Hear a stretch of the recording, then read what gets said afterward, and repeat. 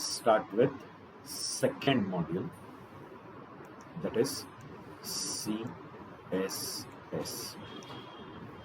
Okay, so we have completed with the first module basics of HTML. Okay, so using HTML we can construct the page and we can decide what to display. म्हणजे तुमच्या page मध्ये काय दिसलं पाहिजे ते कशाने ठरवा. HTML means the structure of your page we build using HTML. But now how to show that page means the look and the feel of that page you can control by CSS. Getting? So as I said, what to display that we decide by HTML. But how to display that will decide by CSS. म्हणजे आपण त्याचा font control करू शकतो, त्याचं look, त्याचं style, colouring and so many things. Getting? Just to give an example, but as I said HTML is for what to display. म्हणजे तुमच्या पेजचं जे स्ट्रक्चर आहे ते कोण ठरवतं? HTML. किंवा टायटलला काय पाहिजे, टेबल्समध्ये काय पाहिजे, फुटरला काय पाहिजे, वॉट एव्हर. बुलेट्स आहेत तर त्या बुलेट्समध्ये काय ऑप्शन्स यायला पाहिजे. तर तुमच्या पेजचं जे कंटेंट आहे आणि त्या पेजचं जे स्ट्रक्चर आहे ते कोण ठरवतं? HTML. तो what to display HTML decide, but how to display that you can control it by CSS. तो CSS help us to decide how to display the content which we have produced using HTML. म्हणजे HTML नी जे काही content produce केलं त्याला कसं दाखवायचं ते तुम्ही CSS ने कंट्रोल करू शकता. Correct? Just to give a quick example why we should go to CSS. तो imagine this is a hotel, but that hotel is very old with there is no paint on the wall. Walls are all cracks and all are there on the wall. त्याला painting नाही आहे. त्याचे doors पण सगळे काय झालेत, खूप old झालेत आणि त्या डोर्सला पण काय पेंट नाही आहे, काही नाही आहे. तर म्हणजे बेसिक स्ट्रक्चर आहे हॉटेलचं, पण त्याचं काय नाही आहे, डिस्प्ले किंवा लुक फील काय नाही, चांगला नाही. गेटिंग? म्हणजे बेसिक काय आहे स्ट्रक्चर, म्हणजे तो पूर्ण स्ट्रक्चर हॉटेलचा आहे अवेलेबल, पण त्याचे वॉल्सला काय नाही आहे, प्लास्टर नाही आहे, पेंटिंग नाही आहे, त्याच्या डोर्सला पण प्रॉपर पेंटिंग नाही आहे.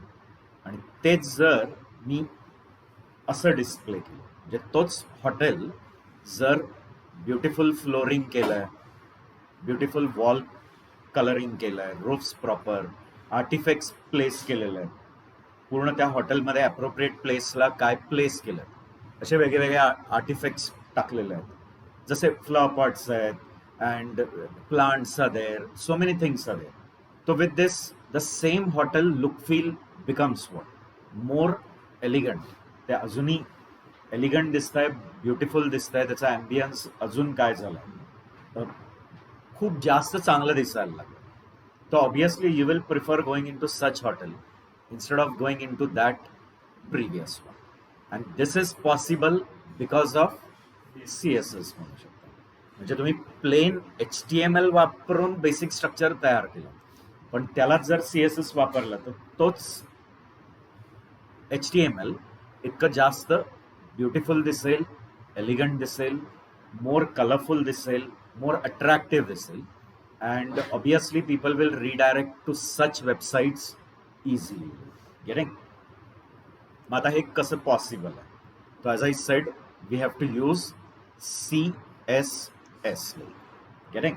मग CSSचे बेनिफिट्स काय ते सगळं सांगतो मी. I'll prove the benefit of CSS.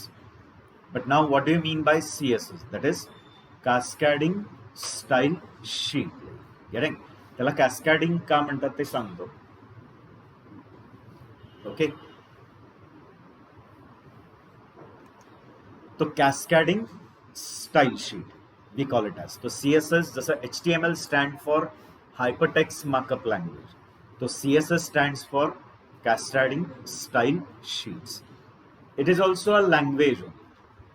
जसं HTML is a language to describe the structure of your page. So CSS is a language to describe how your page should look. म्हणजे त्याचे कलर्स आहेत, font आहेत, त्याचा appearance आहे, त्याचे locations आहेत, बॅकग्राऊंड्स आहेत, so many things.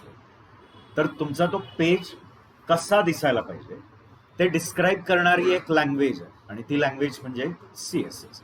But CSS is not a programming language. Again ती काय नाही आहे.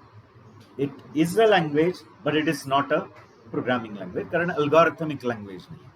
म्हणजे ह्याच्यात तुम्ही अल्गॉरिथम्स नाही बनवू शकत, डिसिजन्स नाही घेऊ शकत, if else, for loops and all that. Getting? तो CSS stands for cascading style sheet. CSS is also a language like HTML, but it is a language for describing how the page should look. तुमचा page कसा दिसला पाहिजे ते तुम्ही कसं describe करा bye CSS. So it is used to style a web page. म्हणजे तुम्ही HTML थ्रू तुमच्या पेजला हेडिंग दिलेलं आहे, मधोमध हेडिंग दिलेला आहे लाईक. गेटिंग? तर मधोमध तुम्ही इन्स्टिट्यूटची वेबसाईट बनवलेली आहे, तर सेंटरला लिहिलेलं आहे ITCS अकोर्डी वॉट एव्हर, पण ते HTML वापरून तो प्लेन टेक्स्ट आलेला आहे. पण आता ह्याचं जर मला काही कलर ठरवायचं आहे, याचा फॉन्ट ठरवायचा आहे, ह्याला मागे शॅडो द्यायचं आहे, ह्याला बॅकग्राऊंड द्यायचं आहे, याला काही राऊंडेड कॉर्नर्स द्यायचे आहेत, तर असं बरेच गोष्टी द्यायच्या आहेत. तर मग त्यासाठी कोण हेल्प करेल? That is CSS. Getting? So what I'm trying to tell you is clear कि CSS is a language we use to style a web page. तर तुमचा टायटल काय असला पाहिजे पेजमध्ये तो तुम्ही H1/H1 टॅगनी HTMLचा वापर करून ठरवलेला. पण ते जे H1/H1 मध्ये जे टायटल लिहिलेलं आहे त्याचं लुक फील तुम्हाला वाढवायचं असेल तर मग काय करा? त्याला अजून एलिगंट बनवायचं. म्हणजे तेच टायटलचा कलर बदलायचा आहे, फॉन्ट बदलायचं आहे, त्याचं शॅडो बदलायचं, त्याचं बॅकग्राऊंड बदलायचं आहे, त्याला ब्युटिफुल कॉर्नर्स द्यायचे आहेत, तर मग कोण मदत करेल? That is CSS. Getting? CSS describes how HTML elements are to be displayed on screen. काय डिस्प्ले करायचं आहे ते मी सांगितलं, कोण ठरवेल? HTML. पण ते जे डिस्प्ले करायचं आहे त्याचं लुक फील कसं असलं पाहिजे, how it should be, that will be decided by CSS. कळताय ना? मेकअप आर्टिस्ट जे असतात तसं, म्हणजे ते ओरिजिनल एंटिटी आहे अमिताभ बच्चन, पण मूवीमध्ये त्याचं मेकअप असं करतात की त्याला त्या कॅरेक्टरमध्ये आणून ठेवतात. म्हणजे तो मेकअप असा दिसतो की बरोबर तो त्या रोलला काय होतो, सूट होतो तो. गेटिंग? मग ते कोणाची स्किल आहे? त्या मेकअप आर्टिस्टची. तो मेकअप आर्टिस्ट म्हणजे CSS. Getting? You can say CSS. तो CSS describes how HTML elements are displayed on screen. शॉर्टमध्ये मी ह्याचे युजेस सांगतो quickly, and then we will dive into how to make use of CSS. Correct? मग CSS कसं वापरायचं, त्याचं general syntax काय, किती वेगवेगळे वेज आहेत CSS वापरायचं, सगळं सांगतो. थोडेसे याचे बेनिफिट्स बघूया. का? कारण कॉमनली विचारणारच कॉमन इंटरव्ह्यूज की why we should go to CSS. Correct? Solves a big problem. म्हणजे काय? तर पहिलं HTML5 च्या आधीपर्यंत HTML वापरून सुद्धा काय करता यायचं, लुक फील बदलायला यायचं.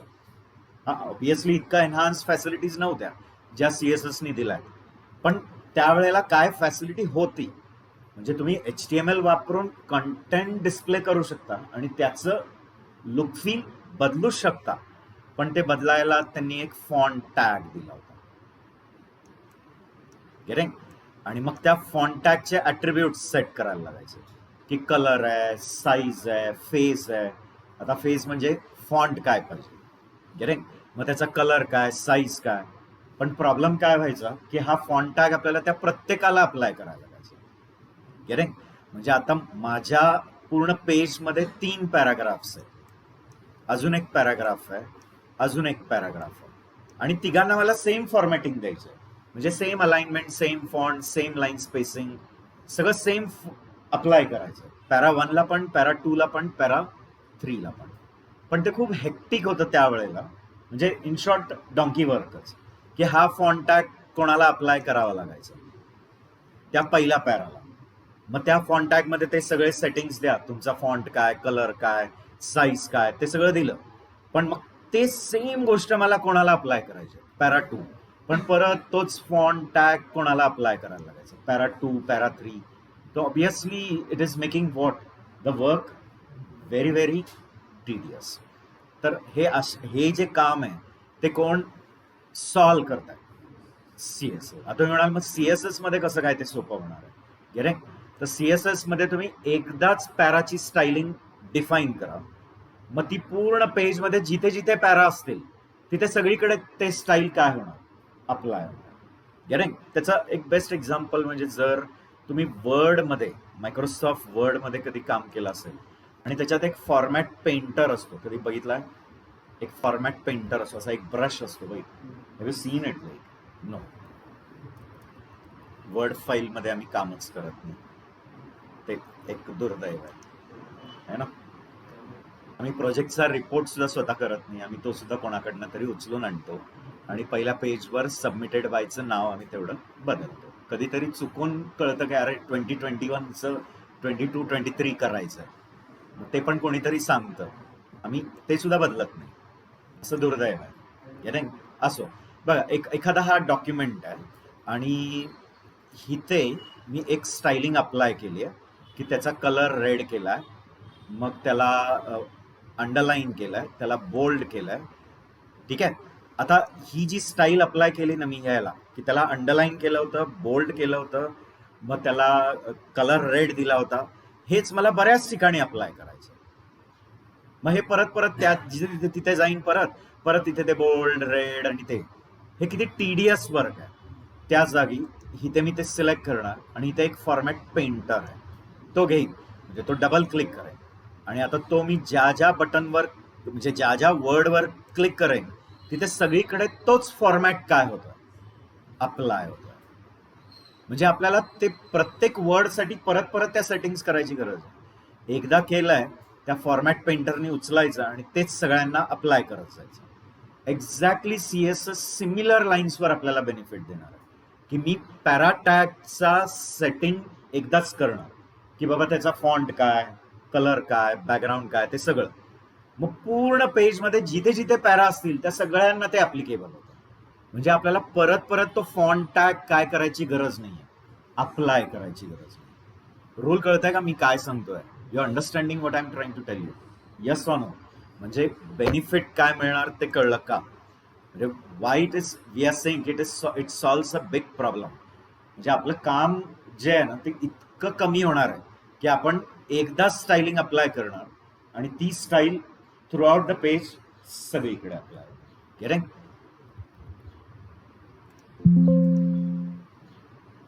I hope you got it. तर हा बेनिफिट कळला का की solves a big problem.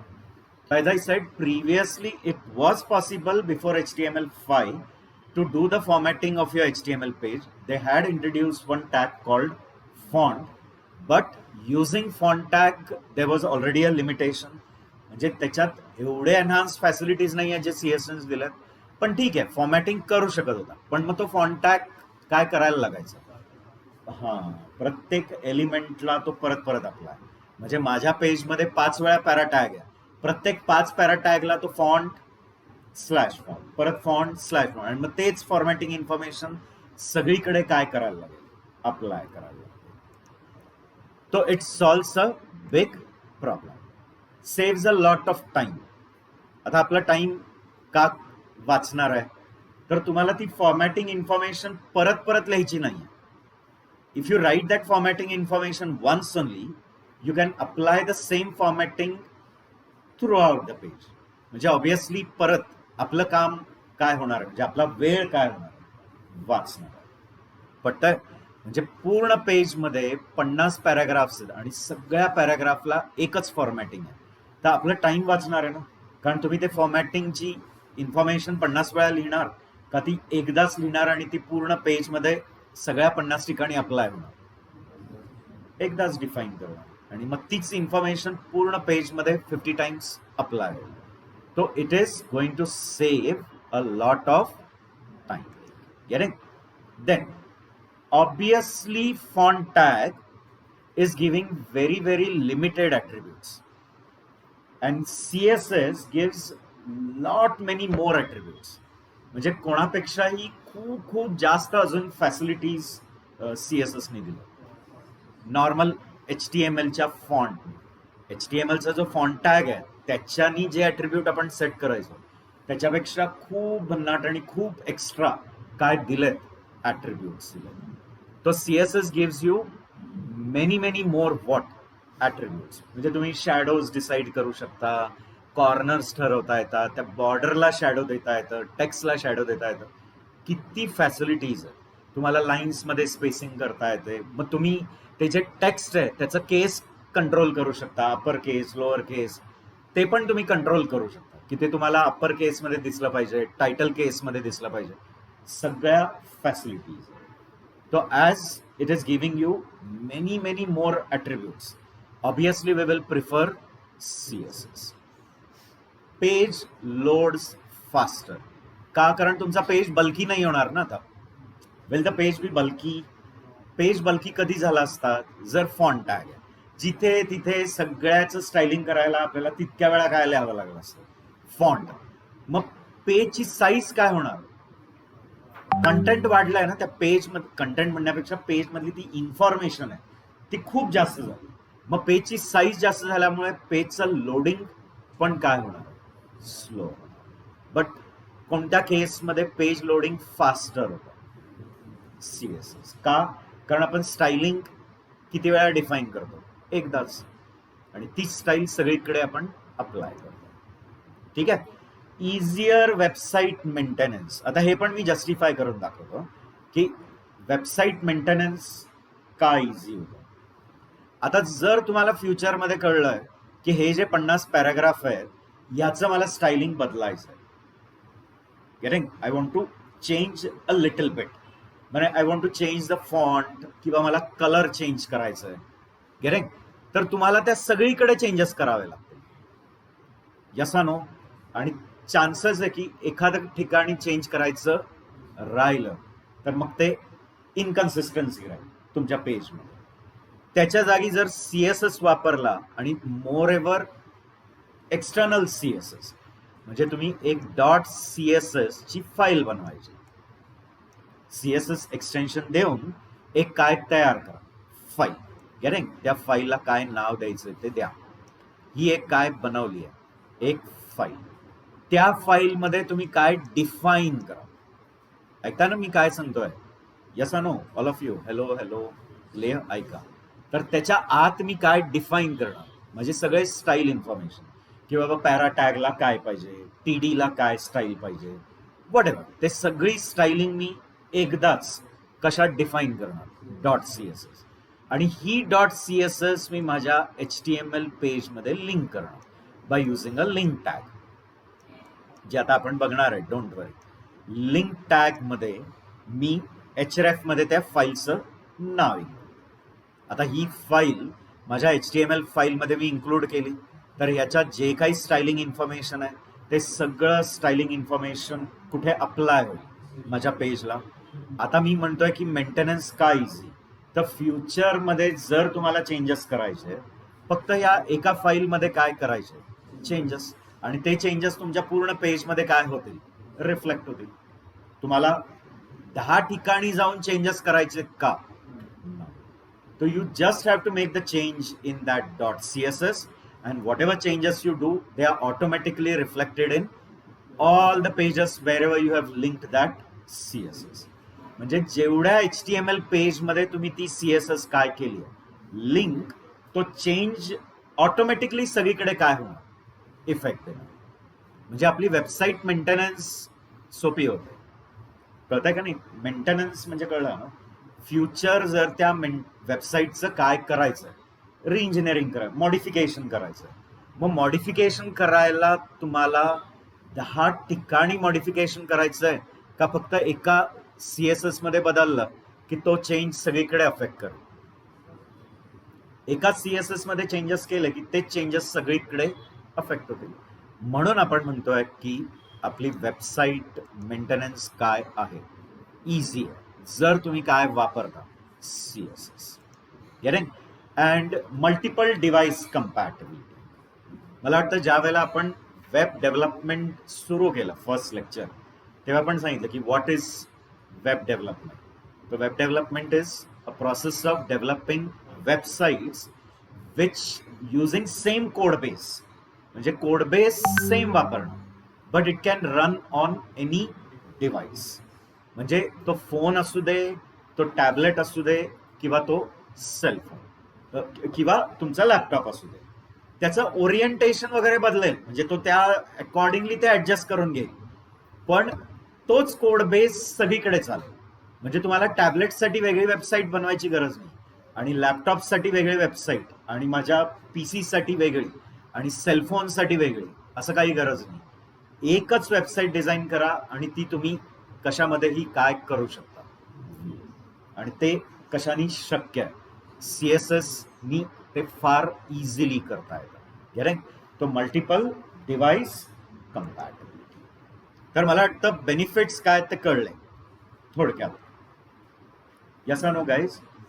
Main advantage कळला, आणि मला वाटतं मी वर्ड फाईल ओपन करून जो एक्झाम्पल करून दाखवला फॉर्मॅट पेंटर, आणि त्याच्यानी पण तुम्हाला तो इफेक्ट कळला असेल की जसं माझ्या डॉक्युमेंटमध्ये मला एका वर्डला काही फॉर्मॅटिंग करायचं होतं, की त्या शब्दाला रेड कलर करायचं होतं, अंडरलाईन करायचं होतं, बोल्ड. आता ही जी 3 स्टायलिंग आहे ती मला अजून बऱ्याच 50 शब्दांवर अप्लाय करायची. मग मी परत त्या दुसऱ्या शब्दावर जाणार, परत ते बोल्ड करणार, इटालिक अंडरलाईन, परत दुसऱ्यात परत बोल्ड इटालिक अंडरलाईन. त्याच्या जागी मी जर तो फॉर्मॅट पेंटर घेतला आणि ते फॉर्मॅट कॉपी केलं आणि तेच सगळ्या शब्दांवर जाऊन पेस्ट, सगळीकडे तेच कॉमन स्टाईल अप्लाय होते ना. CSS सुद्धा एक्झॅक्ट सेम एनॉलॉजीवर तुम्हाला बेनिफिट देतो, की तुम्ही एकदा स्टायलिंग तयार करा, ती styling through out the page सगळीकडे काय होईल, अप्लाय होईल. गेटिंग? तर तुमचं काम कसं रेड्यूस होतं, पेज कसा कमी साईजचा होतो, आणि त्यामुळे लोडिंग कसं फास्टर होतं, आणि मेंटेनन्स कसं इझी आहे, आणि कसं इथे खूप जास्त फॅसिलिटीज आहे कम्पॅरेटिव्ह टू प्लेन फॉन्ट आहे. कळत आहे? ते आता आपल्याला एक एक करून बघायचं आहे. गेटिंग? तर till here I hope it is clear to you all. Yes or no guys? Yes, yes or no? जोर जोरात टाळ्या वाजवायला, जोर जोरात टाळ्या वाजवा. तो जागा होईल ना पटकन. तू अशा जोरात टाळ्या वाजवल्या की तसं घाबरूनच जागेल तो. क्लिअर?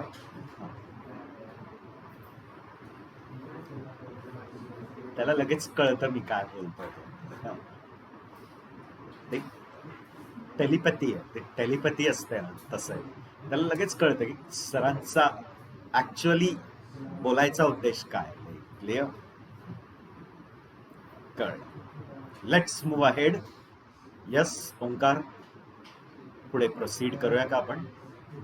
ठीक आहे. Next welcome to CSS syntax. मग आता CSS जनरल सिंटॅक्स काय तो बघा.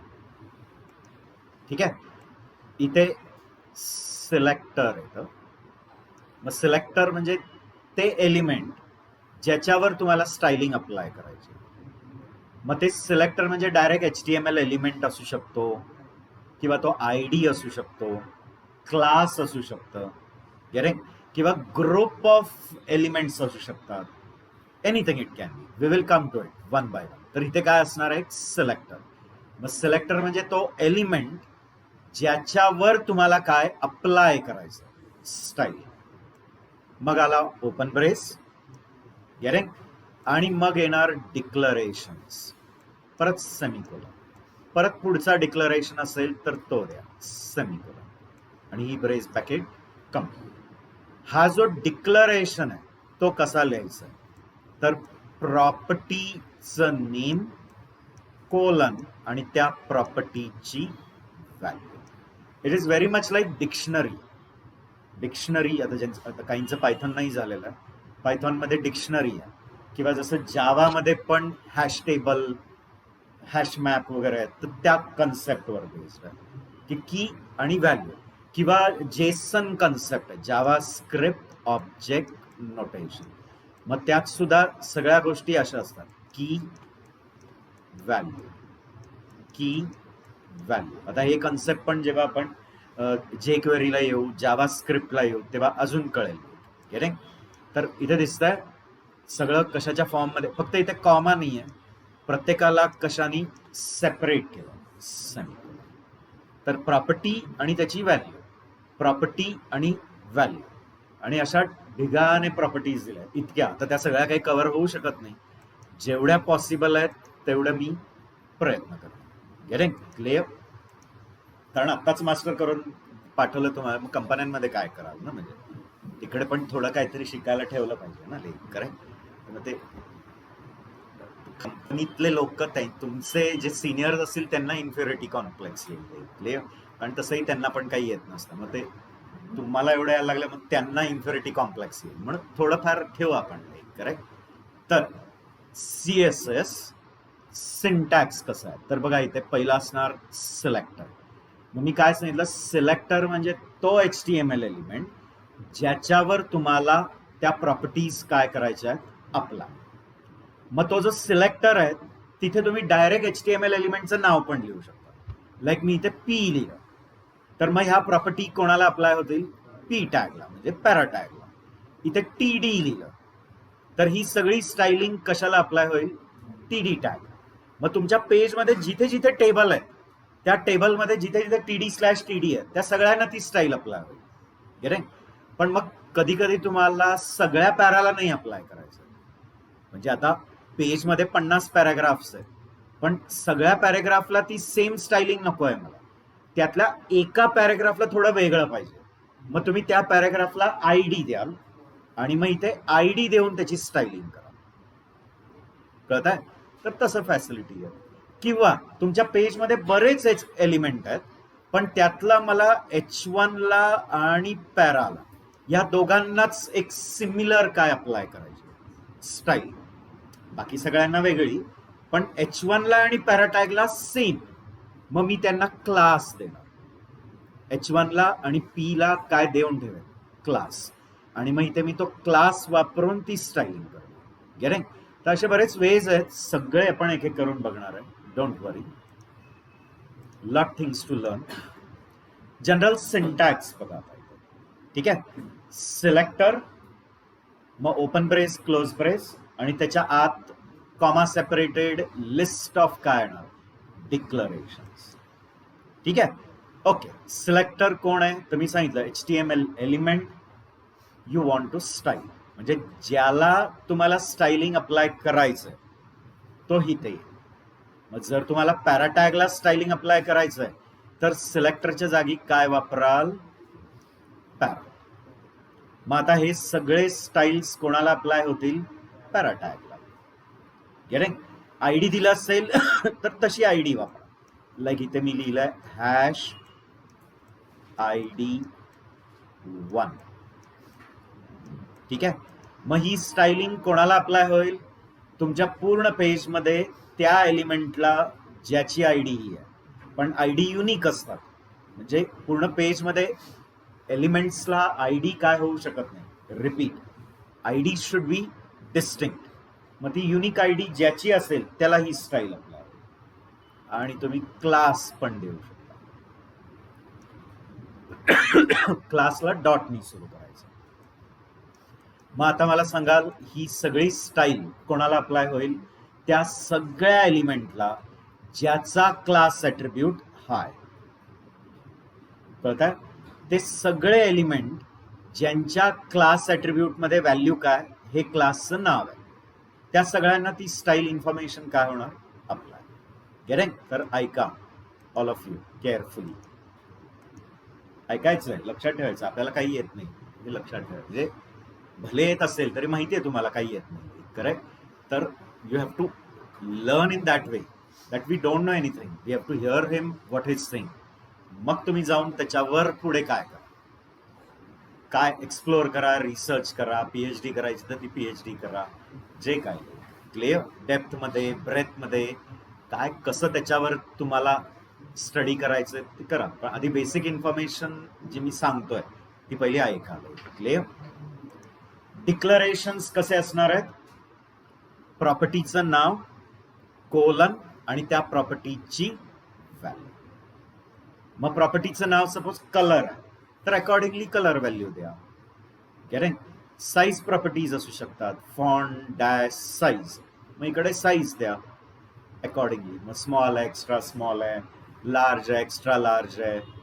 मग पॉइंटमध्ये, पिक्सलमध्ये, पर्सेंटेजमध्ये तुम्ही काय देऊ शकता साईजेस. एक एक्झाम्पल दिलंय बघा, अंडरस्टँड द एक्झाम्पल. ठीक आहे. या एक्झाम्पल मध्ये ही पूर्ण स्टायलिंग इन्फो कोणाला अप्लाय होतीये? H1 टॅगला. म्हणजे माझ्या पेजमध्ये जिथे जिथे काय येईल H1 टॅग, गेटिंग, जिथे जिथे H1 टॅग येणार माझ्या पेजमध्ये त्या सगळ्यांना कलर काय म्हणणार? ब्लू. म्हणजे फॉन्टचा कलर ब्लू आणि फॉन्टची साईज 12 पिक्सल. ऐकताय मी काय सांगतोय? तो I hope you got it. तो हु is your H1 selector. H1 हा सिलेक्टर आहे. कलर कोलन ब्लू हा एक declaration. Font size colon 12 pixel हा एक डिक्लरेशन आहे. एक डिक्लरेशन, दुसरं डिक्लरेशन. कळतंय? आणि प्रत्येक डिक्लरेशनला काय बघा, प्रॉपर्टी आणि व्हॅल्यू, प्रॉपर्टी आणि व्हॅल्यू. कळतंय? Clear?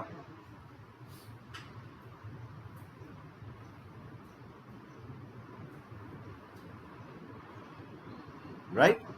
Property value, property value given. मग मला सांगा, प्रॉपर्टी कलर आहे, व्हॅल्यू ब्लू आहे. प्रॉपर्टी फॉन्ट साइज आहे, व्हॅल्यू 12. ठीक आहे, कळलं.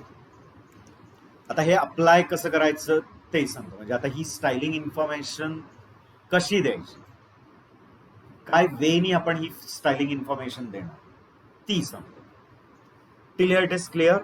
मग मी तुम्हाला प्रॅक्टिकली करून दाखवतो. This also commonly asked कि what are different ways to insert CSS. Okay. आता CSS तुम्ही तुमच्या वेब पेजला किती वेनी अप्लाय करू शकता. Getting. First way is using external CSS. Okay. Now how to use this external CSS सांगतो. एक्सटर्नल CSS म्हणजे आता ह्यांचं म्हणणं काय की तुम्ही एक वेगळी .css फाईल बनवा. गेटिंग. त्या फाईलला नाव काय द्यायचं ते द्या. जसं एक्झाम्पल मी style.css दिलं आणि या नावाची एक मी वेगळी काय तयार केली फाईल. जनरली ती फाईल सुद्धा एका वेगळ्या फोल्डरमध्ये ठेवत जा. जसा मी एक वर्कस्पेस फोल्डर बनवला होता ITCS वेब 1. मग इमेजेस सुद्धा गचाळ काम करायचं नाही. क्लिअर. नॉर्मल म्हणजे ते ऍक्च्युली काम कसं करतं ना, तो त्या माणसाच्या प्रकृतीवर पण असतं. म्हणजे ते त्याच्या सनसाईनवर असतं, त्याचे कोणत्या राशीत तो जन्मलाय त्याच्यावर ते कळतं.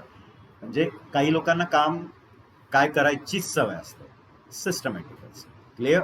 काही ना काही काम उरकायची सवय असते. कसं का असं ना, झालं ना एकदाचं बाद झालं. क्लिअर. Yes or no? तर प्रॉपर काय करा, फोल्डर्सची हेरार्की बनवा. जसं आता हा तुमचा प्रोजेक्ट फोल्डर आहे तर त्यात तुम्ही एक वेगळा फोल्डर इमेजेससाठी बनवा. म्हणजे तिकडेच HTML, त्याच्यातच इमेज, त्याच्यातच सगळं सगळं गचाळ काम एखादच. तसं करू नये. It is not at all a good practice. इमेजेसचा एक वेगळा काय बनवा फोल्डर. गेटिंग. मग तसंच तुम्ही CSSचा पण एक वेगळा काय बनवा. त्याच्या आत तुम्ही तुमची CSS ची काय बनवा फाईल .css आणि मग बाहेर तुमचे जे .html असतील त्याच्यात ही CSS फाईल फक्त लिंक करायची. मग आता ती लिंक कशी करायची, तर त्यासाठी लिंक टॅग दिला. आय टेल यू एक काय दिलेला आहे, लिंक टॅग, जो युजली हेड टॅग मध्ये द्यावा. हेड बेसिक HTML स्ट्रक्चर आठवतोय ना, HTML/HTML, मग हेड/हेड, त्याच्यात आपण टायटल/टायटल आणि खाली बॉडी/बॉडी. पण तो जो हेड टॅग आहे ज्याच्यात आपण पेजचं टायटल देत होतो, तिथेच काय द्या, लिंक, आणि त्या लिंक मध्ये कोणत्या फाईलला रेफर करा, त्या CSS. मग त्या CSS मध्ये काय लिहून ठेवलेलं आहे, सगळं स्टायलिंग इन्फो. ती फाईल मी माझ्या HTML मध्ये काय केली, लिंक टॅग मध्ये वापरली, तर त्याच्या आत जे काही स्टायलिंग इन्फो आहे ते माझ्या पूर्ण HTML पेजला काय होणार, अप्लाय. आणि बिग स्केल डेव्हलपमेंट मध्ये गुड प्रॅक्टिस असते काय बनवाव्या, .css सेपरेट काय बनवून ठेवा CSS फाईल्स, आणि त्या फाईल्स तुमच्या पेजमध्ये काय करा, वापरा. कारण इझी टू मॉडिफाय ना, मेंटेनन्स इझी होतं. फ्युचरमध्ये जर चेंज करायचं आहे तर फक्त ती एक CSS ओपन करा, त्यात चेंजेस करा, ते चेंजेस ऑटोमॅटिक सगळ्या पेजला काय होईल, अफेक्ट होईल. क्लिअर. तर पहिला यूज काय आहे, एक्सटर्नल CSS. एक्सटर्नल CSS चा फायदा काय होईल की तीच स्टायलिंग आपण मल्टिपल पेजेसला काय करू शकतो, अप्लाय करू शकतो. पक्क कळतंय का, yes or no? Clear. Reaction, समोरचा आकांताने एवढं काहीतरी आपल्याला सांगायचा प्रयत्न करतोय, तर मग आपण काय करावं, जरा चेहऱ्यावर काहीतरी रिॲक्शन्स आणावे. Yes or no? शेच इस्त्री केलेला ॲज इट इज, शेच बसतो. रिॲक्ट. आणि ते रिॲक्शन नसेल तर मी कधी सिलेबस गुंडाळेन तुम्हाला कळणार नाही. क्लिअर. हो गया अपना सब कुछ हो गया. क्लिअर. आणि एक तर क्लासमध्ये अटेंटिव्ह असतो, ज्यांनी लिहिलेलं असतं. मी दाखवेन पंग, हे देखो मैंने लिहा आहे सब. तुम्ही मला काही सिद्धच करू शकत नाही, तेवढा हुशार आहे. क्लिअर.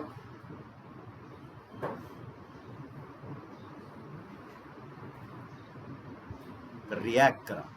एक्सटर्नल CSS चा फायदा काय होतो कळलं की एकदा स्टायलिंग अप्लाय केलं की ती सगळ्या पेजेसला अफेक्ट होते.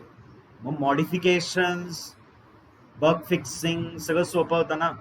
तुम्हाला एकाच फाईलला ओपन करायचे आणि त्यातच बग शोधायचे किंवा त्यातच चेंजेस करायचे.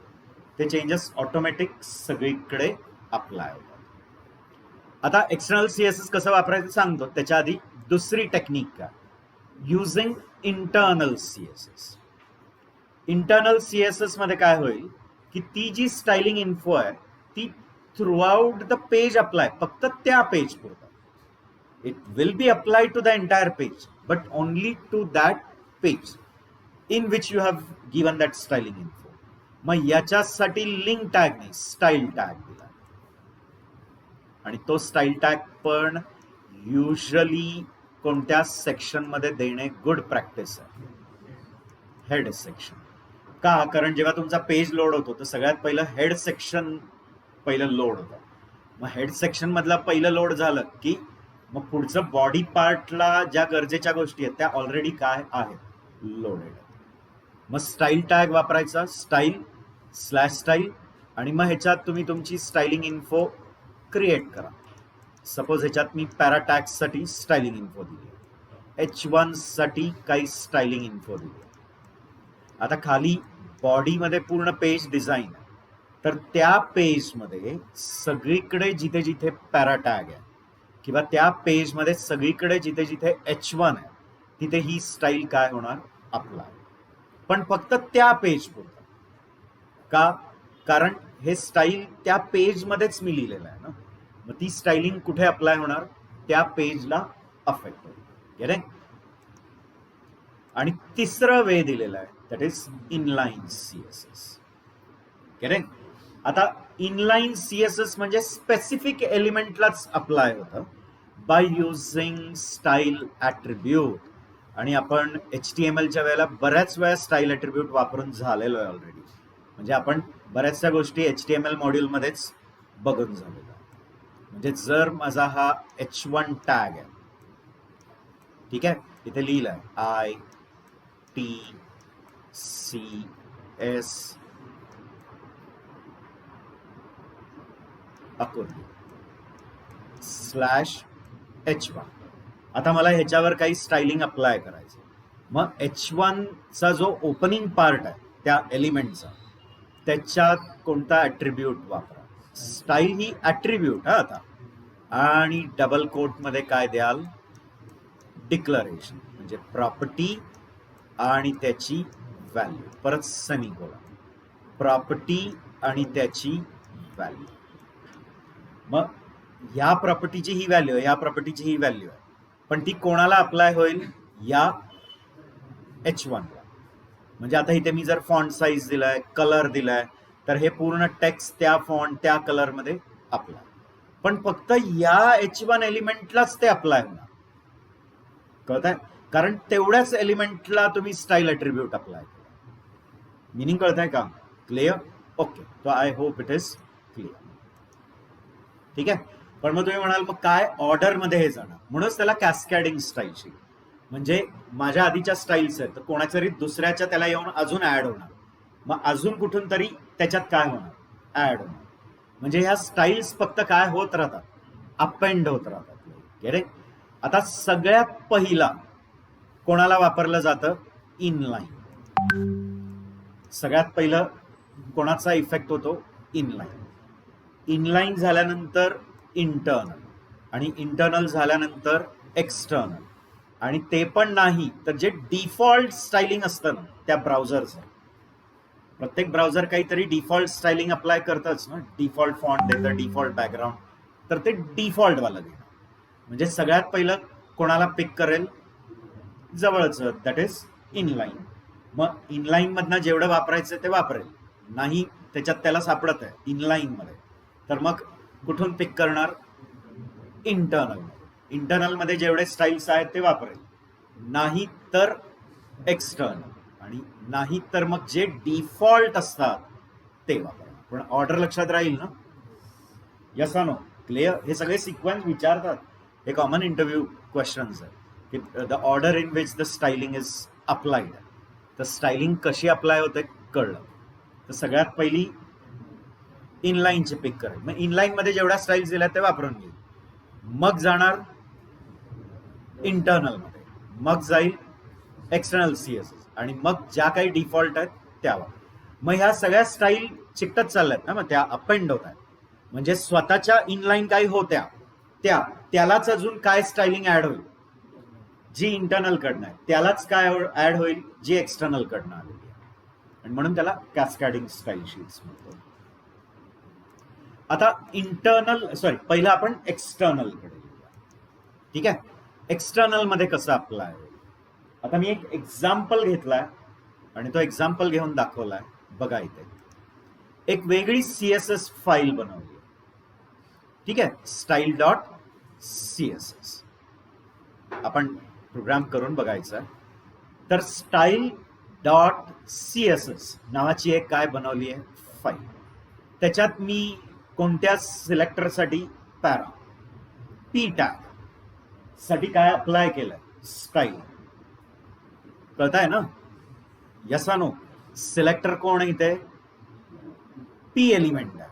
म्हणजे माझ्या पेजमध्ये जिथे जिथे पॅरा टॅग येईल त्याला ही स्टाईल अप्लाय होईल. आणि मी काय स्टाईल दिलाय, टेक्स्टचा कलर रेड. मान्य आहे का? तर style.css या फाईलमध्ये एका पॅरा टॅग साठी मी स्टायलिंग इन्फो टाकून दिली. आता येतो मी माझ्या HTML पेजला. Now this is my HTML page. HTML पेजच्या हेड टॅग मध्ये बघा, इथे लिंक टॅग आहे. लिंक टॅग मध्ये ते रिलेशन सांगितलंय की व्हॉट इट इज. तो it is a style sheet. Getting? Mandatory नसतं हे लिहिणे. मग हा MIME टाईप आहे. मी मागे कधीतरी MIME टाईप बद्दल सांगितलेलं आहे, काय आठवत आहे का? It's called as multipurpose internet mail extensions. मग ह्याचं म्हणणं आहे की ह्याच्या आत जे कंटेंट आहे ते कोणत्या क्लासमध्ये येतं. टेक्स्ट क्लास आणि टेक्स्टमध्ये CSS असंही असतं. टेक्स्ट स्लॅश HTML म्हणजे तुमचं कंटेंट काय आहे. HTML कंटेंट कशाच्या क्लासमध्ये टेक्स्ट. टेक्स्ट स्लॅश प्लेन पण असतं, इंडिकेटिंग टेक्स्ट कॅटेगरी मधलं प्लेन टेक्स्ट. तसंच MIME टाईप इमेजेस पण असतात. मग तिथे इमेज स्लॅश JPEG. मग ह्याच्याने इंडिकेट होतं की तुमचं MIME टाईप काय इमेज आणि इमेज मधला स्पेसिफिक टाईप JPG. तर इथे टाईप काय दिला. Type is text slash CSS आणि href मध्ये त्या फाईलचं नाव मेन्शन करा ज्याच्यात तुम्ही स्टायलिंग दिलेलं आहे. तुमची जी काही स्टायलिंग इन्फो ज्या फाईलमध्ये तुम्ही डिफाईन केली त्या फाईलचं नाव इथे मेन्शन करा. Yes guys. आणि मग मी बॉडी टॅग मध्ये 3 पॅरा टॅग्स दिले, 3 पॅराग्राफ्स बनवले. Getting P/P P/P P/P. Getting. पहिल्या पॅरा टॅग मध्ये, दुसऱ्या पॅरा टॅगला आणि तिसऱ्या पॅरा टॅगला तिघांना ती एकच स्टाईल अप्लाय होईल का. Colour as red. मग बेनिफिट मिळाला ना. जर हे CSS नसतं तर तिघांना रेड कलर द्यायला तिघांना फॉन्ट टॅग लिहावा लागला असता. फॉन्ट कलर इक्वल टू परत फॉन्ट कलर म्हणजे त्या प्रत्येक एलिमेंटला तो फॉन्ट टॅग द्यावा लागतो. किती डिफिकल्ट टास्क आहे. गेले. मग आपलं काम किती सॉल्व केलं ना CSS. बघा एका CSS फाईलमध्ये ती लिहिली आहे, ती फाईल लिंक केली, तीच स्टाईल पूर्ण पेजमध्ये जिथे जिथे पॅरा टॅग आहेत त्या सगळ्यांना अप्लाय. एग्रीड. आपण क्विकली हा एक्झाम्पल करून बघूया. ठीक आहे. आपला ऑडिओ फोल्डर आहे, हा आपला इमेज फोल्डर आहे, हा व्हिडिओ फोल्डर आहे. तसंच बघा इथे मी अजून एक फोल्डर तयार करतो called CSS. Right guys. Yes. त्याच्या आत एक फाईल तयार करतो कॉल्ड ॲज style.css. ठीक आहे. आता style.css त्या CSS फोल्डरमध्ये टाक. सध्या तरी आपण P टॅग्स साठी फॉर्मॅटिंग देऊया. P टॅगला फॉर्मॅटिंग काय देतो तर कलर देतो ॲज रेड. किंवा तुम्हाला अजून एक लाईक फॉन्ट साईज द्यायचं. फॉन्ट साईज आपण देऊया लार्जर. That's all. मग तुम्हाला लाईनची हाईट ठरवायची एका पॅराग्राफची तर तशी पण आहे लाईन हाईट. रे इथे मी देतो 25 पिक्सल. झालं. आता तात्पुरतं हे 2-4 स्टाईल अप्लाय केले. आता आपण आपल्या मेन फोल्डरमध्ये एक HTML पेज बनवू. ठीक आहे. बघा त्याला नाव देतो CSS demo1.html. CSS-demo1.html ती आपली नॉर्मल बाहेरच्या फोल्डरमध्ये बनवली, CSS फोल्डरमध्ये नाही. ठीक आहे. हे बनलं. मग आपला नॉर्मल HTML स्केलेटन टायटल बदलून देऊया, demo1 देतो. आणि बघा रे इथे लिंक टॅग आहे तो द्या. आता VS कोड इतकं स्मार्ट आहे की लिंक टॅग सिलेक्ट केलं की ते सगळं ऑटोमॅटिक येतं. तुम्हाला फक्त फिल करायचं. ठीक आहे. इथे तुम्हाला टाईप लिहायचं असेल लिहू शकता टेक्स्ट/CSS आणि href मध्ये बघा CSS/style.css म्हणजे तो जो फोल्डर आहे त्या फोल्डर मधली ती CSS फाईल आहे ती मी इथे वापरली. आता मी काय करतोय काही पॅरा टॅग्स बनवतो. ठीक आहे. एक पॅराग्राफ, दुसरा पॅराग्राफ, तिसरा पॅराग्राफ आणि त्याच्यात काहीतरी एक टेक्स्ट आणून टाकतो. बऱ्यापैकी मोठं टेक्स्ट असलं पाहिजे म्हणून काय करूया, काहीतरी पॅराग्राफ सर्च करू.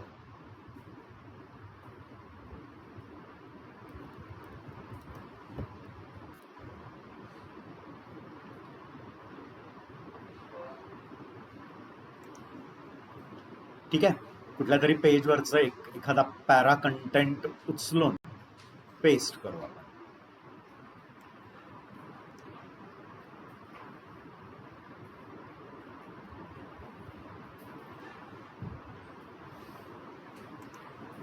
ठीक आहे, तर इथला हा जो एक पॅराग्राफ आहे तो उचलतोय आणि तो या ह्याच्यात पेस्ट करतोय. ठीक आहे, अजून एक न्यूजचा एखादा पॅराग्राफ घेतो, तो इथे पेस्ट करतो.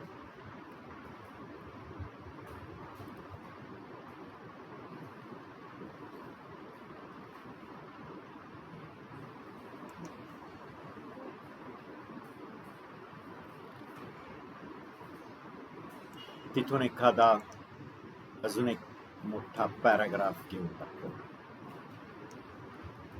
ठीक आहे,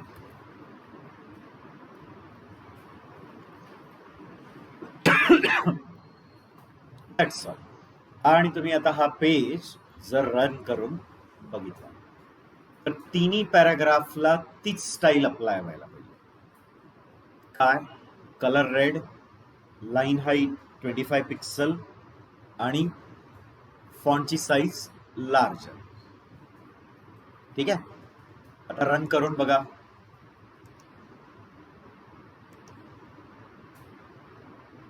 क्रोम मध्ये घ्या, कशातही घ्या.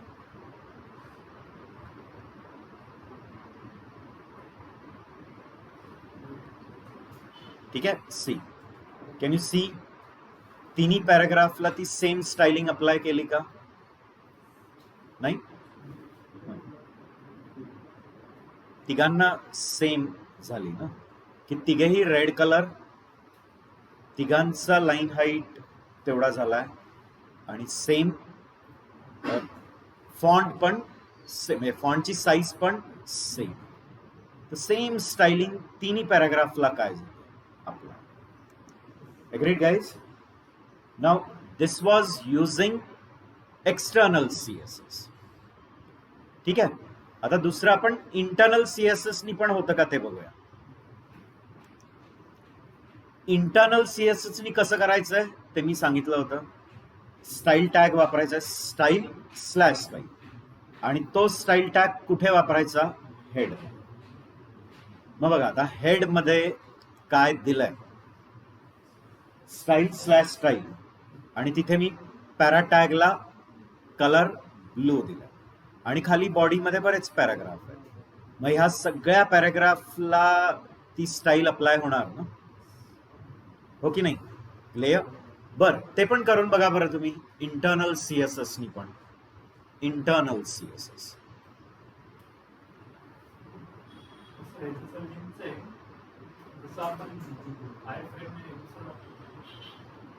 पण तो डॉक्युमेंटचा कंटेंट आणून टाकला. आय फ्रेम मध्ये काय करतो, एक HTML चं जे कंटेंट आहे तो या HTML पेज मध्ये डिस्प्ले करतोय. डिस्प्ले CSS चं कंटेंट दिसत नाही ना, CSS चं कंटेंट फक्त ती स्टाइलिंग अप्लाय होणार ना. कळत आहे ना मी काय सांगतो?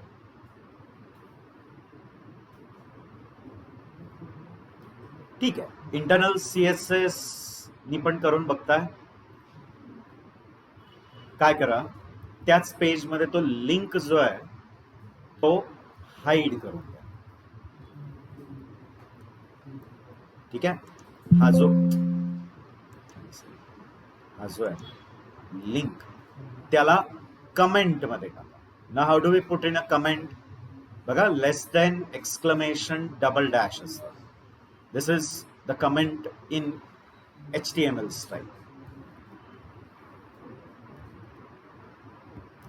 ठीक आहे, तर तात्पुरता हा जो लिंक आहे तो मी कशामध्ये टाकला, कमेंट. ते कलर बदलता जे कळत आहे की ते कमेंट मध्ये.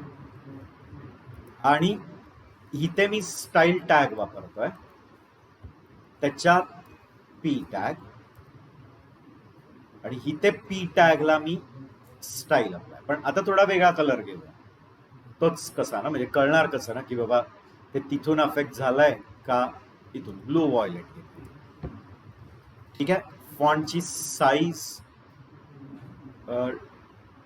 एक्स्ट्रा लार्ज,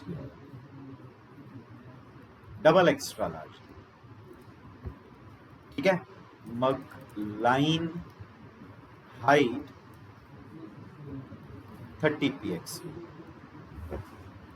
आता जर पेज रन केला तर जवळची स्टाइलिंग कुठली आहे, त्या फाईल मधली का ही?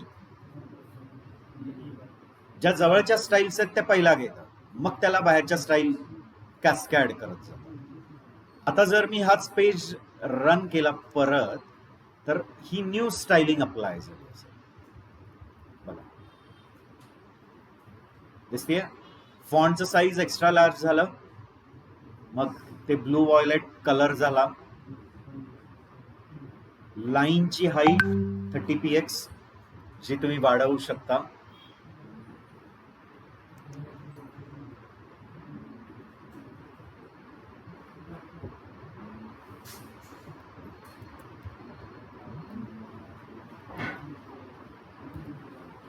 दिसतंय.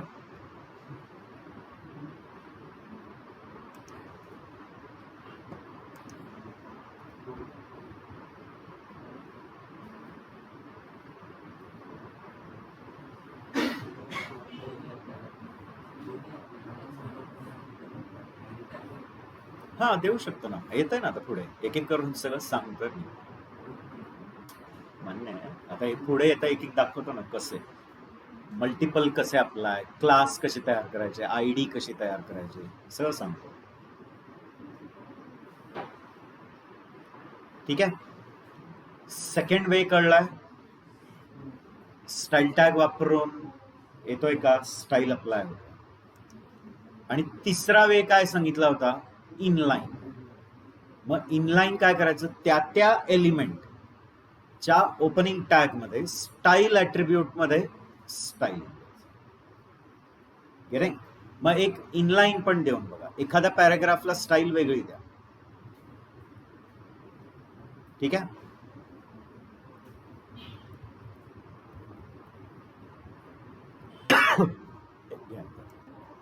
सपोज इथे मी या पी टॅगला स्टाईल देतो. आता या पी टॅगला त्याची स्टाईल दिल्यामुळे तो कुठला वापरणार नाही, हितली किंवा एक्सटर्नल फाईल. जी जवळची स्टाईल मिळेल ती वापर. ठीक आहे. पण या स्टाईल मध्ये मी 3 स्टाईल्स अप्लाय केल्या आणि 2 इकडे आहेत, तर त्या पूर्ण 5 ह्याच्यावर अप्लाय होतात. 3 त्याच्या इनलाईन कडनं आल्या आणि 2 इंटरनल, आणि मे बी अजून 2 त्या एक्सटर्नल फाईल. अशा सगळ्या कॅस्कॅड होणार. कळतंय का? म्हणजे पॅरा टॅगला काही 3 स्टाईल मी इथे दिले होते. 2 स्टाईल मी इथे पी टॅगला दिले. स्टाईल सेम नाही आहे. इकडे 2 ऍट्रिब्यूट आहेत, 3 वेगळ्या ऍट्रिब्यूट इकडे आहेत आणि दुसऱ्या 2 ऍट्रिब्यूट इकडे आहेत. तर त्या 2, ह्या 3 आणि ह्या 2 सगळ्या त्या पॅरा टॅगला काय होतात, अप्लाय होतात. कळतंय? क्लिअर? हा. पण जी स्टाईल मी इनलाईन मध्ये पण दिली आहे आणि तीच स्टाईल जर इथे पण दिली आहे, तीच स्टाईल जर एक्सटर्नल, तर मग ती रिप्लेस होते. आणि कोणाची रिप्लेस होणार, जवळच्या. म्हणजे जो जवळचा आहे तो पिक करतो. तर आता इथे मी जर स्टाईल दिला कलर कोलन ग्रीन किंवा ग्रीन येलो. ठीक आहे. आणि तिथे फॉन्टची साईज एक्स्ट्रा स्मॉल आणि line height 10 px, 10 px, 20 px. आणि रन करा. वेगळा इफेक्ट दिसतोय. इथे एक्स्ट्रा स्मॉल दिला ना त्या पॅराग्राफला, तो पॅराग्राफ एक्स्ट्रा स्मॉल दिल्यामुळे ते असं दिसतं. कळत आहे?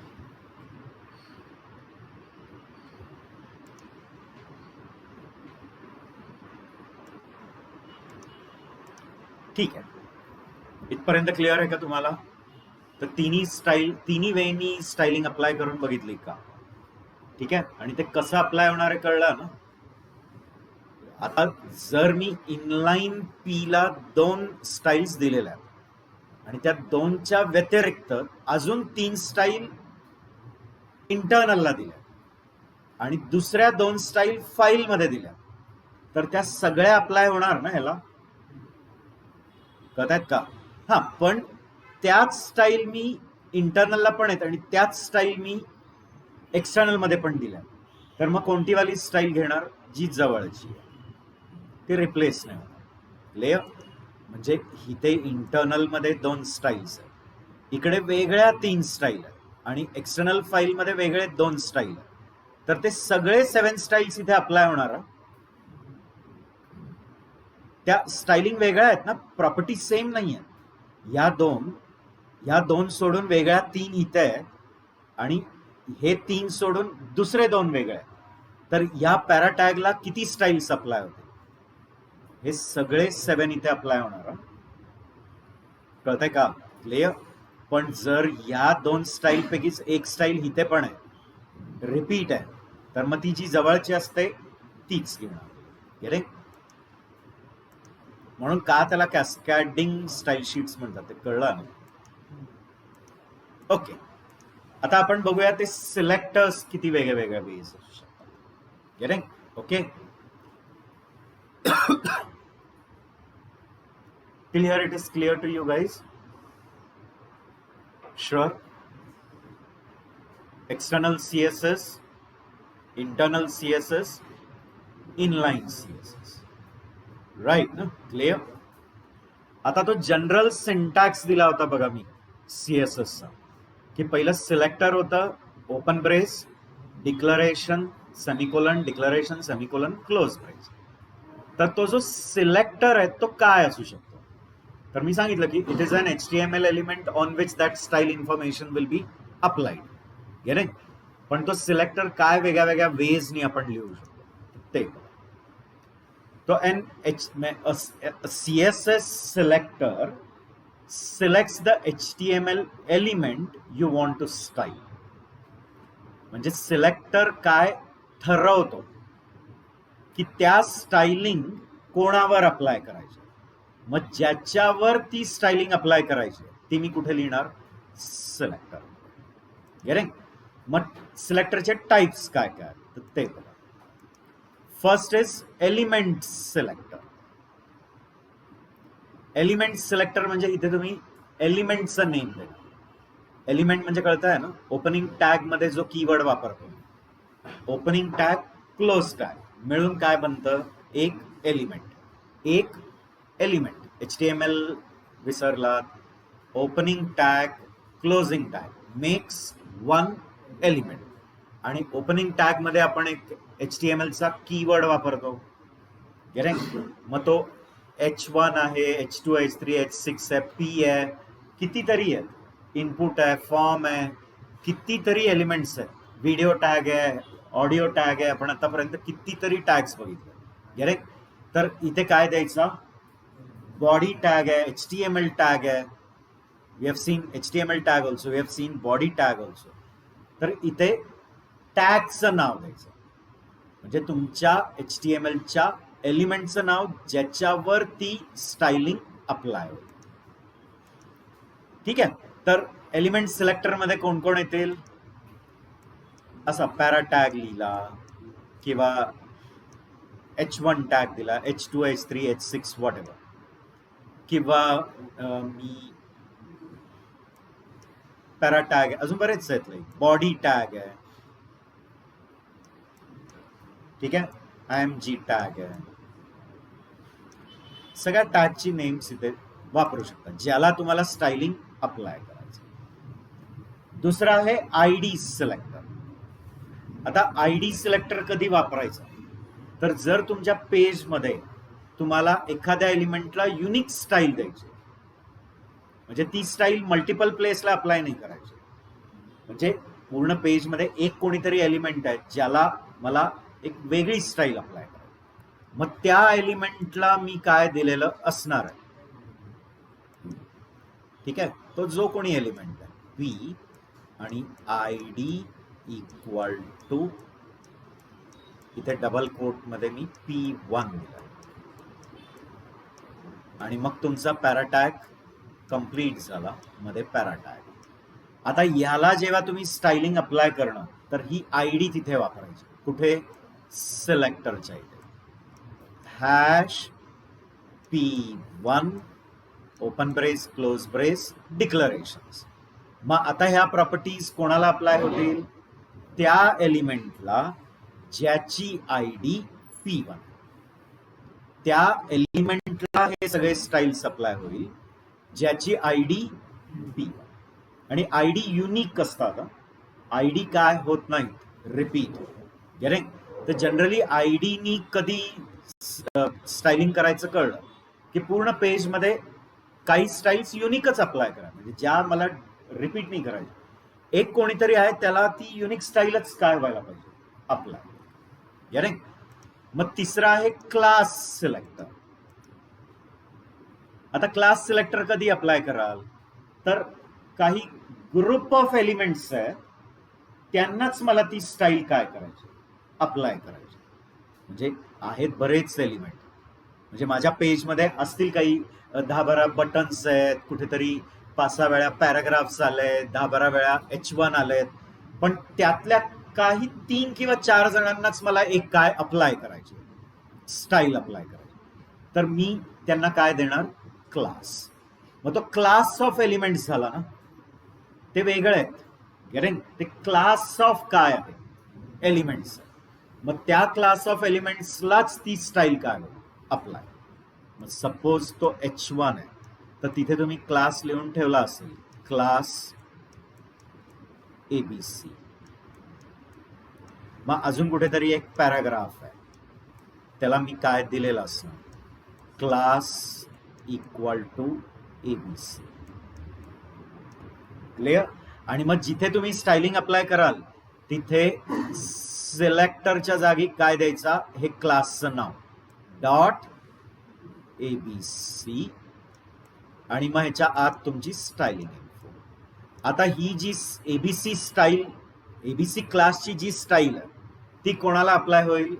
फक्त तेवढ्याच एलिमेंटला ज्यांचा क्लास काय आहे, ABC. पटतंय? मग भले तो H1 आहे का पॅरा आहे त्याच्याशी संबंध नाही, तेवढे सगळे एलिमेंट्स ज्यांचा क्लास ABC आहे त्या सगळ्यांना ती स्टाईल काय होणार? अप्लाय. मिनिंग कळतंय का? Yes or no? मग सगळ्यांचे एक्झाम्पल्स घेऊया आपण, डोंट वरी. मग आला universal selector, that is star. ठीक आहे, जसं SQL क्वेरी मध्ये सगळे कॉलम्स पाहिजे, तर तुम्ही लिहिता सिलेक्ट स्टार. गेटिंग? इथे पण सिलेक्टरच्या जागी काय लिहायचं? स्टार. म्हणजे ती स्टाईल कोणाला अप्लाय होईल? सगळ्यांना. युनिव्हर्सल सिलेक्टर जनरली कधी ठेवायचे? जेव्हा काही प्रॉपर्टीज ज्या तुम्हाला कॉमन ठेवायच्या, म्हणजे काही प्रॉपर्टी कॉमनच आहे ज्या सगळीकडे अप्लाय होणार. म्हणजे जसा एक फॉन्टचा साईज आहे, तर तुम्ही ठरवलं की त्या पेजमध्ये सगळ्यांचा फॉन्ट साईज काय असणार आहे? सेम. मग तो पॅरा असू दे, तो H1 असू दे, किंवा तो TD असू दे, कोणालाही फॉन्ट कॉमन ठेवायचं. मग ते कशामध्ये टाकून ठेवा? Universal selector. म्हणजे प्रत्येकाला वेगळा वेगळा फॉन्ट देत बसायची गरज नाही. कळतंय? तो फॉन्ट कोणाला अप्लाय होईल? Through out the page. Getting? Universal selector कळलं. मग ग्रुप सिलेक्टर पण. गेटिंग? म्हणजे आता फक्त H1 आणि P, म्हणजे पूर्ण पेजमध्ये जिथे जिथे P आहेत ते आणि जिथे जिथे H1 आहे ते, त्या सगळ्यांना एक कॉमन स्टाईल अप्लाय करायची. मग तुम्ही काय कराल? ग्रुप तयार कराल. म्हणजे इथे काय लिहिणार? P, H1 आणि मग स्टाईल. आता ही स्टाईलिंग कोणाला अप्लाय होईल? ह्या ग्रुपला. म्हणजे पूर्ण पेज मध्ये जिथे जिथे पॅरा टॅग आहे आणि जिथे जिथे H1 आहे त्यालाच फक्त ही स्टायलिंग काय होणार अप्लाय. Getting clear? आता मला वाटतं हे सिलेक्टरचे टाइप्स कळलं. या प्रत्येक सिलेक्टरचे काय बघूया एक्झाम्पल्स. ठीक आहे. पहिला आहे एलिमेंट सिलेक्टर. एलिमेंट सिलेक्टरच्या जागी कोणाचं नाव द्यायचं?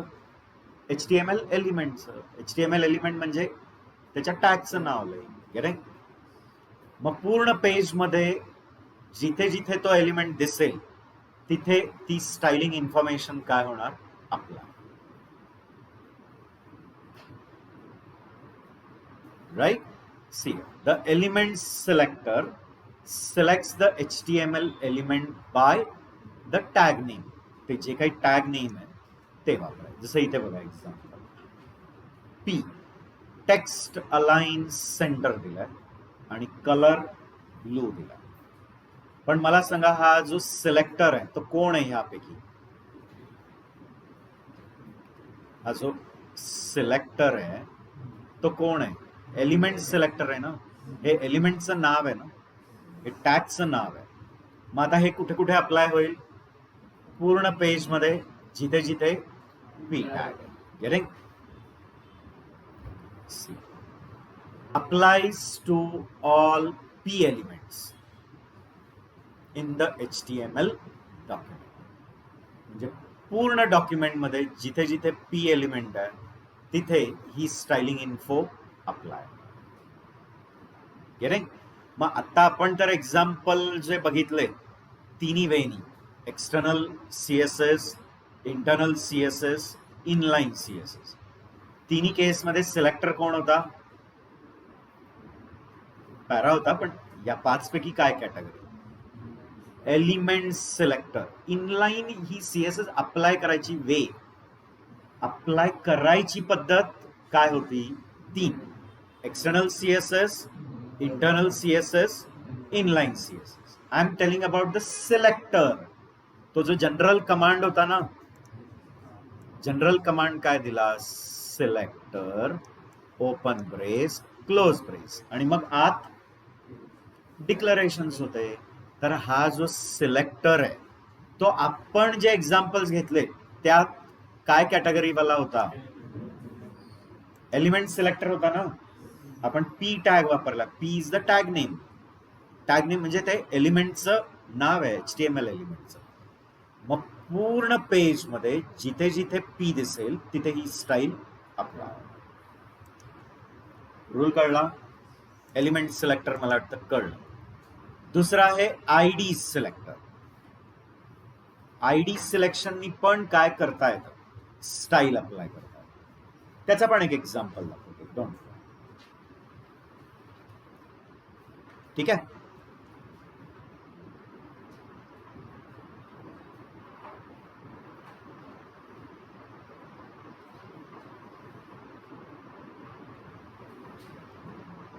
डन. नाव ID सिलेक्टर कधी वापरायचा? जेव्हा एखाद्या एलिमेंटला युनिक काय लावायचं? स्टाईल. म्हणजे ती स्टाईल मला डुप्लिकेट नाही करायची. म्हणजे माझा जो पूर्ण पेज आहे त्याच्यात काही असे एलिमेंट आहे ज्याला काय अप्लाय करायचं? डिस्टिंक्ट स्टाईल, एक युनिक स्टाईल. मग त्यावेळेला काय वापरा? ID सिलेक्टर वापरा. पण ID सिलेक्टर कसं द्यायचं? एलिमेंटचं नाव का हॅश आणि त्या आयडीचं नाव? आणि ह्या आयडीचं नेम कुठे वापरलं असेल? ID attribute of that element. तो एलिमेंट ज्याला तुम्हाला ती स्टायलिंग अप्लाय करायची त्या एलिमेंटच्या कोणत्या ऍट्रिब्यूटला हे ID नेम दिलाय? ID attribute. म्हणजे आता तुमचा पॅरा टॅग आहे तर पॅराला इकडे मी काय देणार?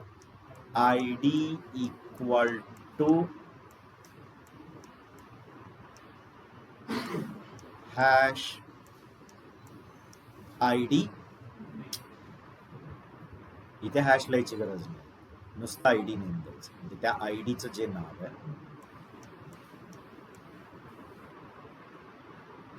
आणि तेच नाव इथे स्टाईल देताना वापरायचं, पण स्टाईल देताना हॅश. त्याचं पण एक एक्झाम्पल दाखवतो. सी, तर आयडी सिलेक्टर कधी वापरा, जेव्हा स्पेसिफिक एकच एलिमेंट आहे आणि त्याला ती एक वेगळी युनिक स्टाईल अप्लाय करायची. ठीक आहे. See, the ID selector selects the ID attribute of an HTML element to select a specific element. म्हणजे जेव्हा कोणती तरी स्टाईल ही युनिक आहे आणि ती त्या एका पर्टिक्युलर एलिमेंटलाच ती स्टाईल काय व्हायला पाहिजे, अप्लाय, मग त्यावेळेला काय वापरा, आयडी. तो हॅश, आणि इथे मी काय दिलंय, पॅरा1. पण हे पॅरा1 कोणाला द्यायचं, ID attribute of that element, तो एलिमेंट ज्याला ती स्टाईल काय करायची अप्लाय. मग text align centre colour blue हे कोणाला अप्लाय होईल, त्या एलिमेंटला ज्याची आयडी काय आहे, पॅरा1. Applies to element having ID attribute para1 in HTML document. म्हणजे तुमच्या HTML डॉक्युमेंटमध्ये जिथे कुठे एखादी एलिमेंट आहे ज्याचा आयडी काय आहे, कोणताही एलिमेंट, मग तो पॅरा असू दे, तो H1 असू दे, काही असू दे, तो एलिमेंट ज्याच्या आयडी ॲट्रिब्यूटला काय व्हॅल्यू आहे, पॅरा1, त्याला ही स्टाईल अप्लाय. याचं डेमॉन्स्ट्रेशन दाखवतो. कारण एलिमेंट सिलेक्टर तर आपण बघितलेला आहे, राईट. आता काय करूया, याच पॅराग्राफ मध्ये एका पॅराग्राफला आयडी हॅश पॅरा1, आणि इकडे स्टाइलिंग मध्ये बरोबर तिथे फक्त आयडी द्यायची, तिकडे हॅश. एकमेव अक्षय जागा आहे, बाकी सगळे झोपले. क्लिअर, एकटाच फक्त जागलेला आहे आणि म्हणून त्याला कळत आहे. म्हणून मी मुद्दामून असं अधूनमधून चुका करतो आणि बघतो अलर्ट आहेत का, जागे आहेत का, मी लिहिलंय तसंच लिहित आहेत, म्हणजे आपले झोपलेले आहेत आणि डॉंकी वर्क करतायत, आपले कारकुनी काम, उतरवायचं काम विचार करून करतायत का ते कळतं. तो कम्प्युटर इंजिनियर आहे ना, इज अ कम्प्युटर इंजिनियर, म्हणून तो लॉजिक पण अप्लाय करतो. क्लिअर.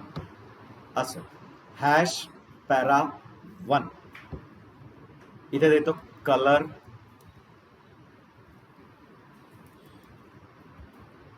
ऑरेंज रेड दिला सपोज, आणि फॉन्ट किंवा अलाइनमेंट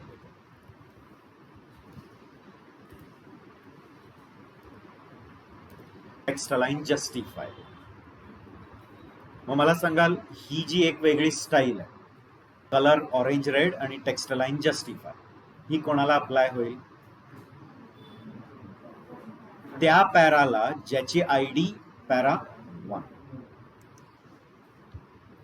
ठीक आहे.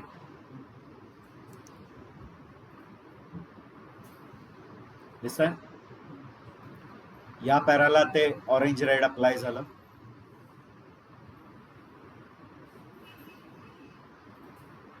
कळतंय ना.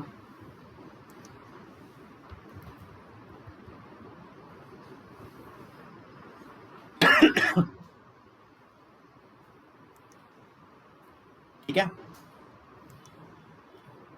आता मला वाटतं कळलंय कशाबद्दल,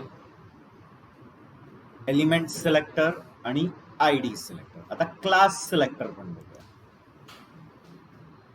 आता क्लास सिलेक्टर कधी वापरायचा, जेव्हा काही ग्रुप ऑफ एलिमेंट्स आहेत त्यांना एक कॉमन स्टाईल द्यायची, युनिक स्टाईल द्यायची असेल तर आयडी वापरा.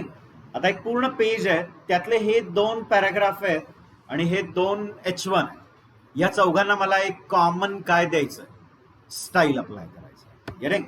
मग त्या चौघांना क्लास एकच देऊन ठेवा. कशा थ्रू, क्लास ॲट्रिब्यूट. कळतंय ना. हे बघा, H1 ला आणि अजून एक H1 असेल अजून एक पॅराग्राफ असेल, सगळ्यांना काय देऊन ठेवा, क्लास. मग तुम्ही काय दिला असेल, क्लास 1.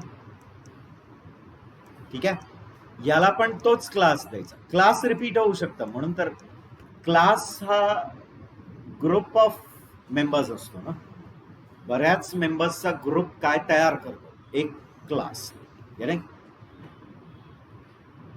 ठीक आहे, मग याला सुद्धा क्लास सेम द्या, याला सुद्धा क्लास सेम द्या.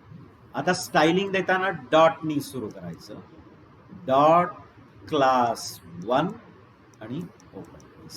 आता मला सांगाल ही स्टायलिंग कोणाला अप्लाय होईल, त्या सगळ्या एलिमेंटला ज्याचा क्लास काय आहे, क्लास 1. ठीक आहे,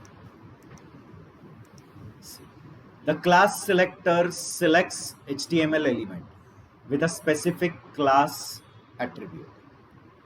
Get it? क्लास ऍट्रिब्यूट कधी वापरायचं कळलं ना, जेव्हा काही सिलेक्टेड एलिमेंट्स आहेत त्यांना मला एक कॉमन काय अप्लाय करायची, स्टाईल. म्हणजे माझ्या पेजमध्ये बरेच एलिमेंट आहेत, पण त्यातले हे काही स्पेसिफिक 4 एलिमेंट आहेत, हे 2 आहेत, यांना फक्त मला एक वेगळी काय अप्लाय करायची, स्टाईल. गेटिंग? तर मग क्लास तयार करा. तो the class selector selects HTML element with a specific class attribute. ठीक आहे, बघा इथे मी डॉट सेंटर दिलाय आणि टेक्स्ट अलाइन सेंटर दिलाय आणि कलर ब्लू दिला.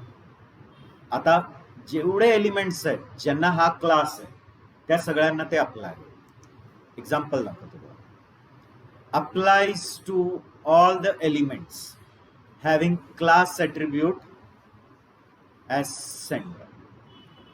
मग असं गरज नाही की मग तो स्पेसिफिक पॅरालाच अप्लाय का H1 लाच, त्या सगळ्यांना अप्लाय होईल ज्यांचा क्लास काय आहे, सेंटर. म्हणजे ज्यांच्या ज्यांच्या क्लास ॲट्रिब्यूटला तुम्ही सेंटर दिलाय त्या सगळ्यांना ही स्टाईल काय अप्लाय. Agreed guys?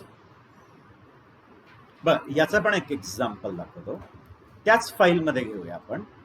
काय करूया, इथे वर एक H1 टाकून देऊ आणि त्याच्यात देऊया ITCS.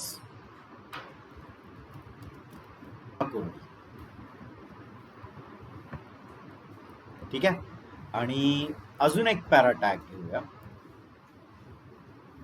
त्याच्यात सुद्धा काही टेक्स्ट इन्फॉर्मेशन पेस्ट करू. सपोज इथून मी एखादा पॅराग्राफ उचलून आणतो.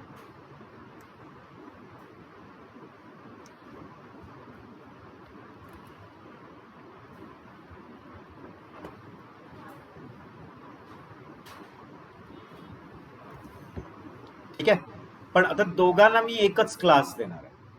बघा रे, क्लासचं नाव देतो सेंटर आणि या H1 ला सुद्धा तोच क्लास देणार आहे, दॅट इज सेंटर.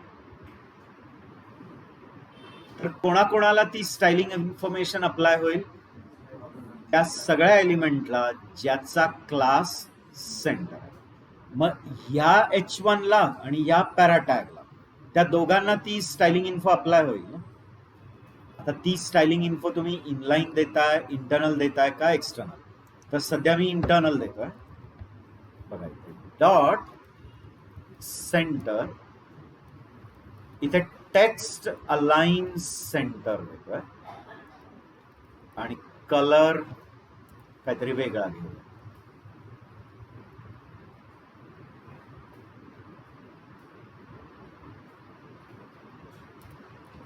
ठीक आहे, आता मला सांगाल ते कुठे कुठे अप्लाय होणार कळलं. तर आयडीनी जे देतात ते युनिक असतं, लक्षात घ्या. क्लासनी जे देतात ते एका ग्रुप ऑफ एलिमेंट्स नसतं, की बाबा हे जे स्पेसिफिक एलिमेंट आहे यांनाच ते अप्लाय होते. गेटिंग? आणि एलिमेंट दिलं तर पूर्ण पेज मध्ये जिथे जिथे ती एलिमेंट आहे त्या सगळ्याला ती स्टाईल अप्लाय.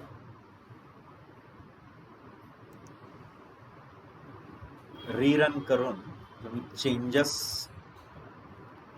दिसतोय तो चौथा पॅराग्राफ सेंटर अलाइन आलाय विथ तो जो काही कलर मी पिक केला होता आणि हा पण सेंटर अलाइन आला तोच कलर म्हणजे ह्या दोघांना काय अप्लाय झालं सेम पण याला अजून पण स्टाईल्स अप्लाय झाल्या कोणाच्या त्या नुसत्या पीच्या पण होत्या ना अदर देन कसं आहे ते कळलं ना पहिलं इनलाईन मध्ये जेवढ्या स्टाईल्स आहेत त्या अप्लाय करेल मग त्याच्यानंतर इंटरनल मध्ये ज्या असतील त्या अप्लाय करेल आणि मग नंतर एक्सटर्नल मध्ये ज्या असतील त्या पण अप्लाय सगळ्या अप्लाय करणार ना कास्कॅडिंग त्यालाच तर म्हणतो आपण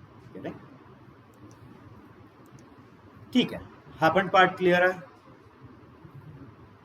सगळ्यांना कळला शुअर आता युनिव्हर्सल सिलेक्टर युनिव्हर्सल सिलेक्टर म्हणजे अशी स्टाईल जी तुम्हाला सगळ्यांनाच कॉमन द्यायची मग कधी कधी असतं ना की पूर्ण पेज मध्ये एक बेसिक ऍट्रिब्यूट आहे जी जवळजवळ कोणाला ऍप्लिकेबल सगळ्या गेले मग त्या स्टाईल्स कशामध्ये टाकून ठेवा युनिव्हर्सल मग युनिव्हर्सल सिलेक्टर कसं लिहितात स्टार गेले the universal selector is used as a wild card it selects all elements on the pages ठीक आहे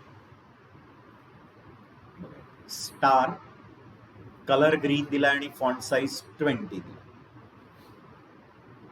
ठीक आहे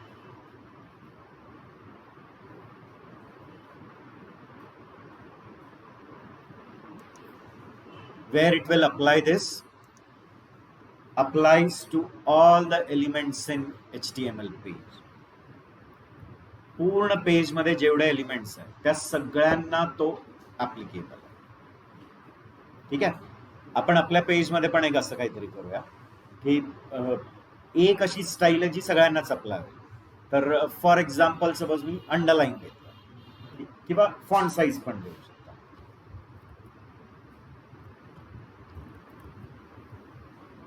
युनिव्हर्सल सिलेक्टरनी मी इथे काय करतो स्टार आणि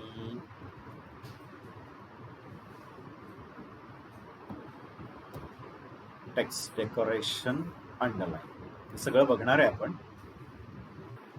मग आता ही वाली स्टाईल सगळ्यांनाच अप्लाय होईल ना ही अंडरलाईन वाली स्टाईल युनिव्हर्सल मध्ये टाकली आहे ना तो will it be applied to everyone text decoration underline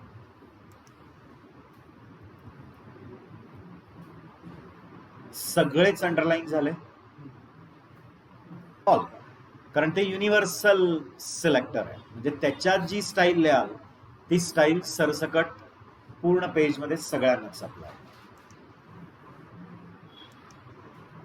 ठीक आहे युनिव्हर्सल सिलेक्टर कळलं आणि मग आहे ग्रुप सिलेक्टर मग ग्रुप सिलेक्टर म्हणजे काही सिलेक्टेड एलिमेंट्स आहेत त्यांनाच कॉमन मला काय करायचं ती स्टाईलिंग अप्लाय करायची म्हणजे फॉर एक्झाम्पल मला एका पॅरा टॅग आणि H1 टॅग ला एक कॉमन काय अप्लाय करायची स्टाईल मग ती स्टाईलिंग मी कशाने देणार ग्रुप सिलेक्टर अरे मग ग्रुप सिलेक्टर मध्ये जे जे एलिमेंट्स आहेत ज्यांना ती स्टाईल अप्लाय ते तिथे लिस्ट आउट करा बघा PH1 आणि ही स्टाईल मग ही स्टाईलिंग कोणाला अप्लाय होईल फक्त पॅरा आणि फक्त H1 ठीक आहे the group selector is used to select group of elements on which same style is to be applied ठीक आहे आता उदाहरण बघा इथे कोणाकोणाला ही स्टाइलिंग अप्लाय होईल H1 ला अप्लाय होईल H2 ला अप्लाय होईल आणि P ला अप्लाय ठीक आहे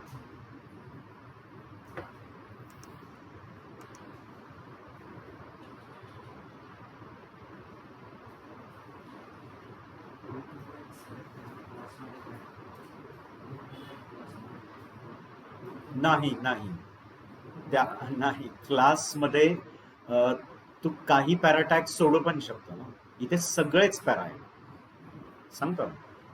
हे बघ, तू आता पी पी पी असे 4 वेळा बनवले, तुझ्या पेजमध्ये पी 4 वेळा बनवले, पण या 2 पी ला मी क्लास दिला. कळतंय? तर जर तू क्लासनी वापरलं तर फक्त या 2 पॅरालाच ती स्टाईलिंग अप्लाय होईल. कळतंय? आणि एक H1 पण आहे, आणि तो H1 पण 2दा आलाय, पण ह्या H1च्या वेळेला मी तो क्लास ऍट्रिब्यूटनी तो क्लास दिलेला आहे. कळतंय? तर क्लासनी जे मी देईन ते कोणाकोणाला अप्लाय होईल? त्या एलिमेंटला ज्यांना तो क्लास ऍट्रिब्यूट आहे. म्हणजे या पॅराला, या पॅराला आणि या H1 ला, हे बाकीचे पॅरा आणि बाकीच्या H1 ला हे नाही अप्लाय होणार. कळतंय? पण ग्रुपमध्ये काय होणार? सगळ्या पॅराला अप्लाय होणार. H1 H2 P लिहिलंय, मग माझ्या पूर्ण पेजमध्ये जितके पॅरा आहेत, जितके H1 आहेत आणि जितके H2 आहेत, त्या सगळ्यांना ती स्टाईल पाहिजे. क्लासमध्ये काय करू शकतो आपण की 50 H1 असतील तर त्यात सुद्धा फर्दर क्लास तयार करू शकतो, की त्या 50 मध्ये पण मला 10लाच फक्त काय करायचं आहे? ती स्टाईल अप्लाय. मग मी त्या 10लाच फक्त क्लास इक्वल टू देणार. You understanding? क्लिअर? तर प्रत्येक सिलेक्टरचं मिनिंग वेगळं आहे, राईट? तो applies to only listed elements in HTML document. जे लिस्ट आउट केलेत फक्त त्यांनाच ते काय अप्लाय. मग तसंही करून बघा, म्हणजे एखाद्या एक्झाम्पल मध्ये ग्रुपचं पण अप्लाय करून बघा. लाईक फॉर एक्झाम्पल इथे मी काय करतो, H2 आणि H3 घेतो आणि त्यांना मी कलर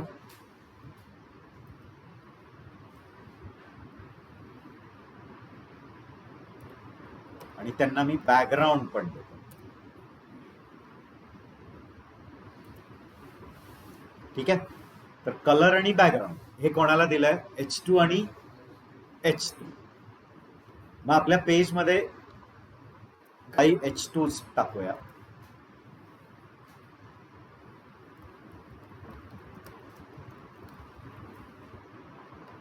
राईट गाईज?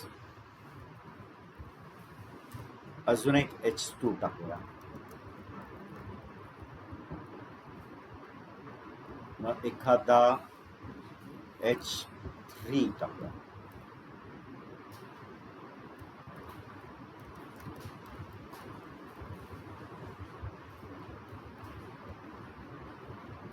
ठीक आहे? कळतंय? मग आता ही जी स्टाईल आहे ॲक्वा आणि ब्राऊन, ती H2 आणि H3 ला अप्लाय. सगळे H2, सगळे H3.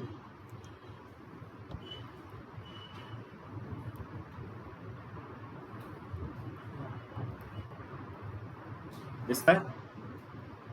H2 H2 H3 त्या सगळ्यांना तीच स्टाईल अप्लाय झाली आहे.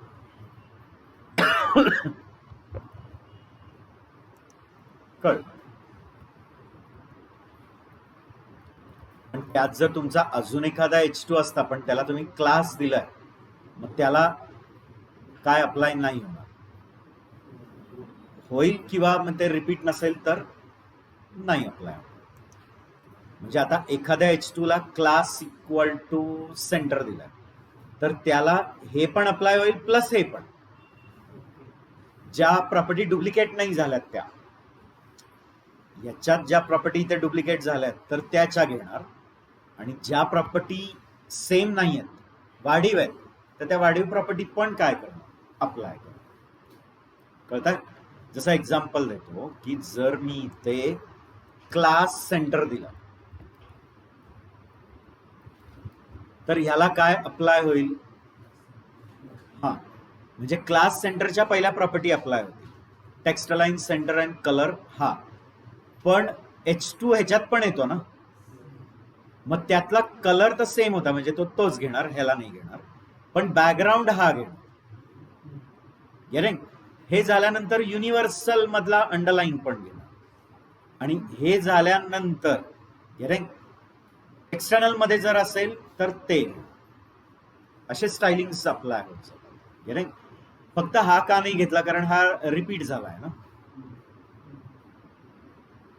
याच्याकडे पण कलर आहे आणि याला पण. मग कोणाचा घेईल? त्याचा पहिला जवळचा जो क्लासचा आहे तो. हो, प्रायोरिटी आहे ना, म्हणजे प्रायोरिटी मग तेच सांगितलं ना, सगळ्यात पहिलं कोणाला अप्लाय होईल? इनलाईन, आणि इनलाईन झाल्यानंतर इंटरनल, इंटरनल झाल्यानंतर एक्सटर्नल, आणि एक्सटर्नल झाल्यानंतर क्लिअर. मी रूल वाईज दिलेलं आहे. आणि परत ते जर तुम्ही इंटरनल मध्येच लिहिलंय तर ते पण ऑर्डर ऑफ टायपिंग, म्हणजे काय ऑर्डर मध्ये लिहिलंय त्याच्यावर.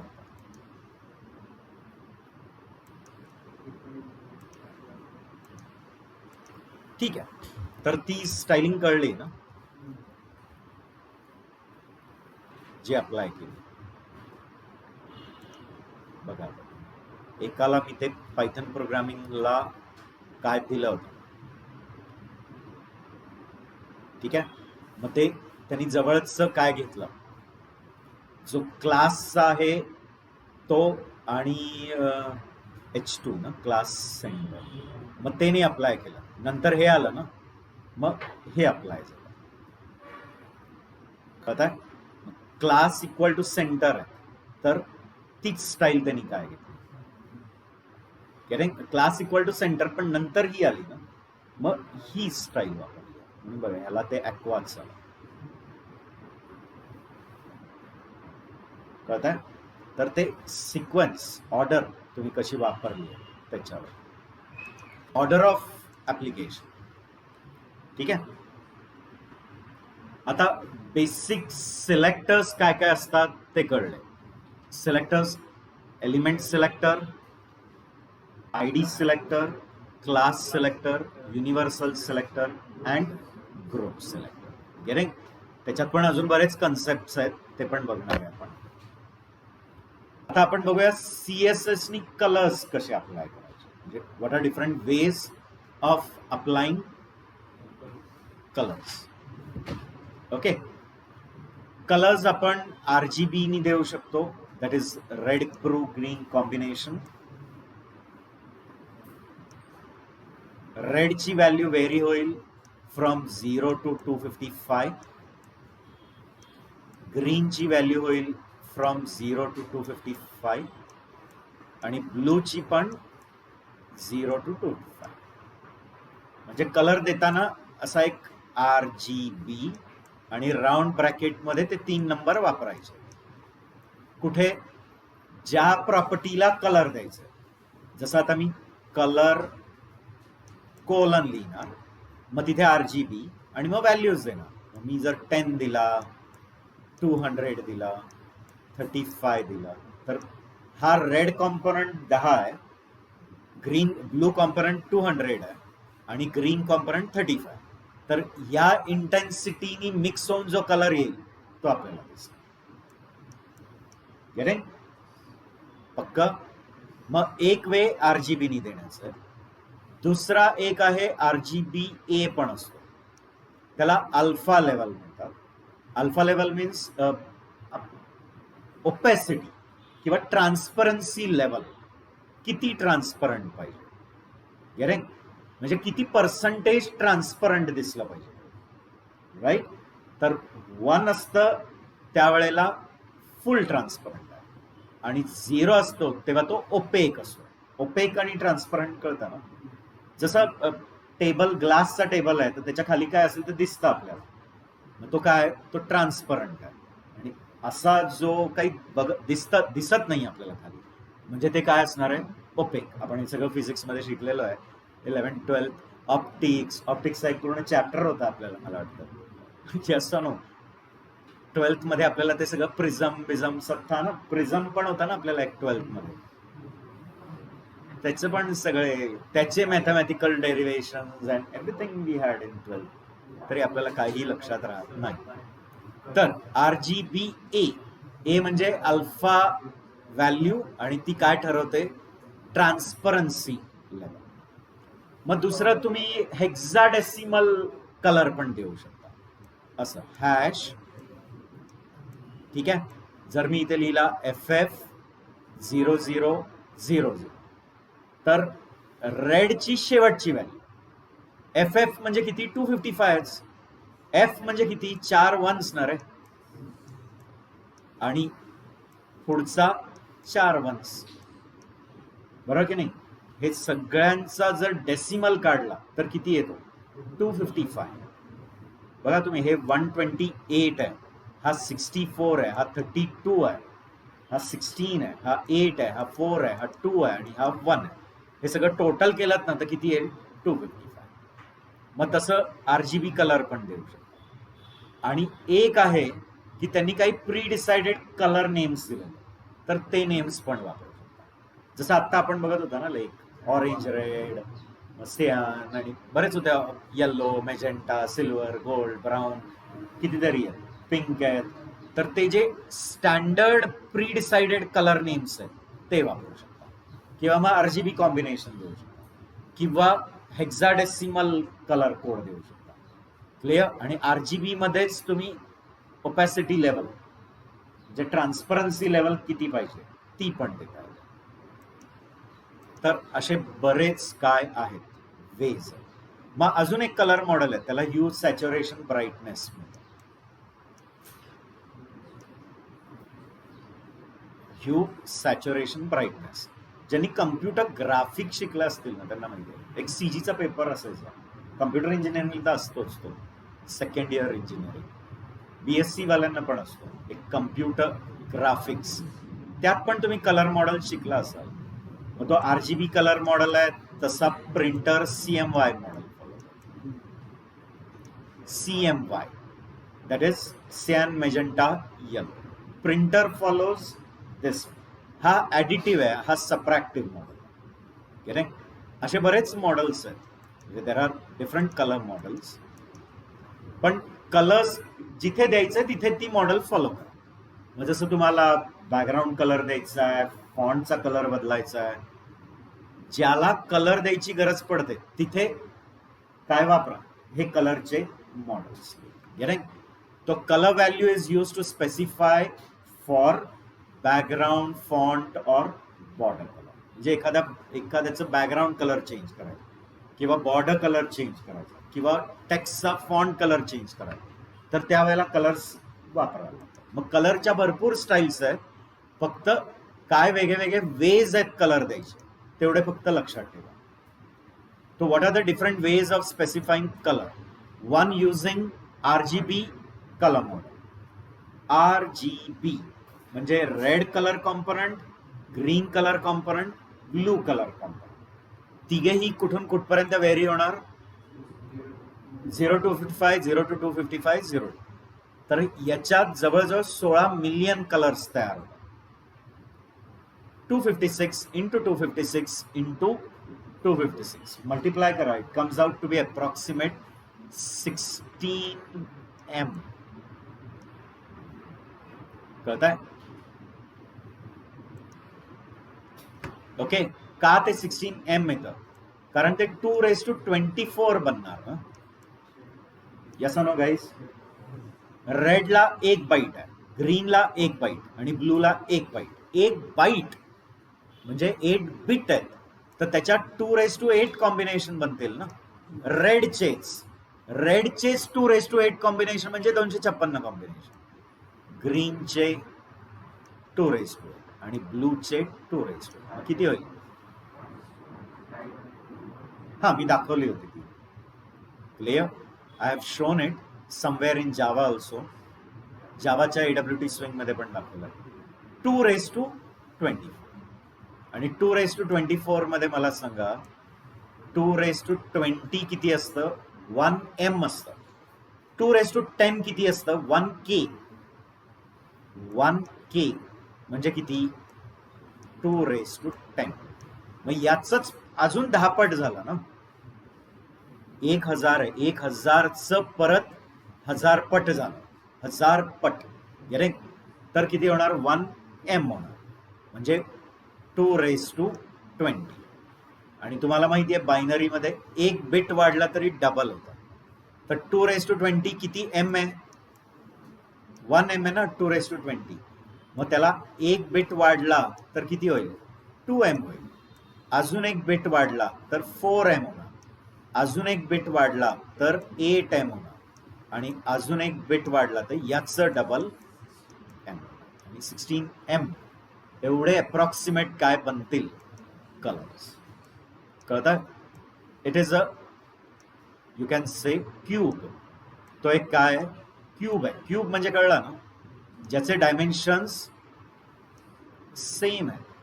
सगळे डायमेन्शन्स काय? सेम. 256 by 256 by 256.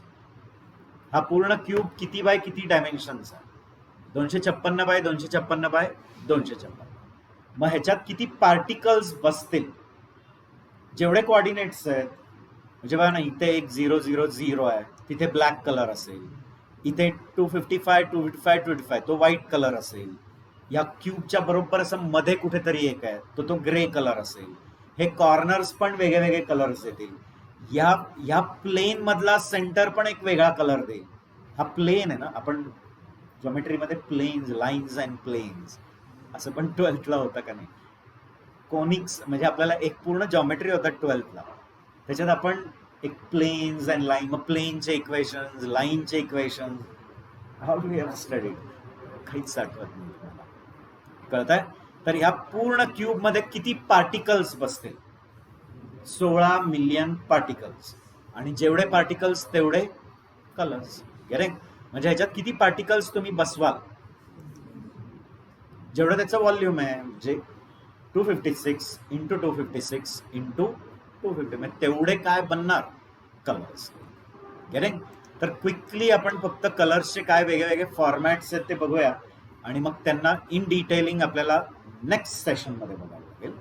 तर RGB फॉर्मॅट आहे. RGB A आहे, त्याला अल्फा व्हॅल्यू म्हणतात. ते काय ठरवतं? Opacity level. ओपॅसिटी म्हणजे कळलं, ट्रान्सपरन्सी किती आहे. मग हेक्साडेसिमल नोटेशन्स पण आहेत.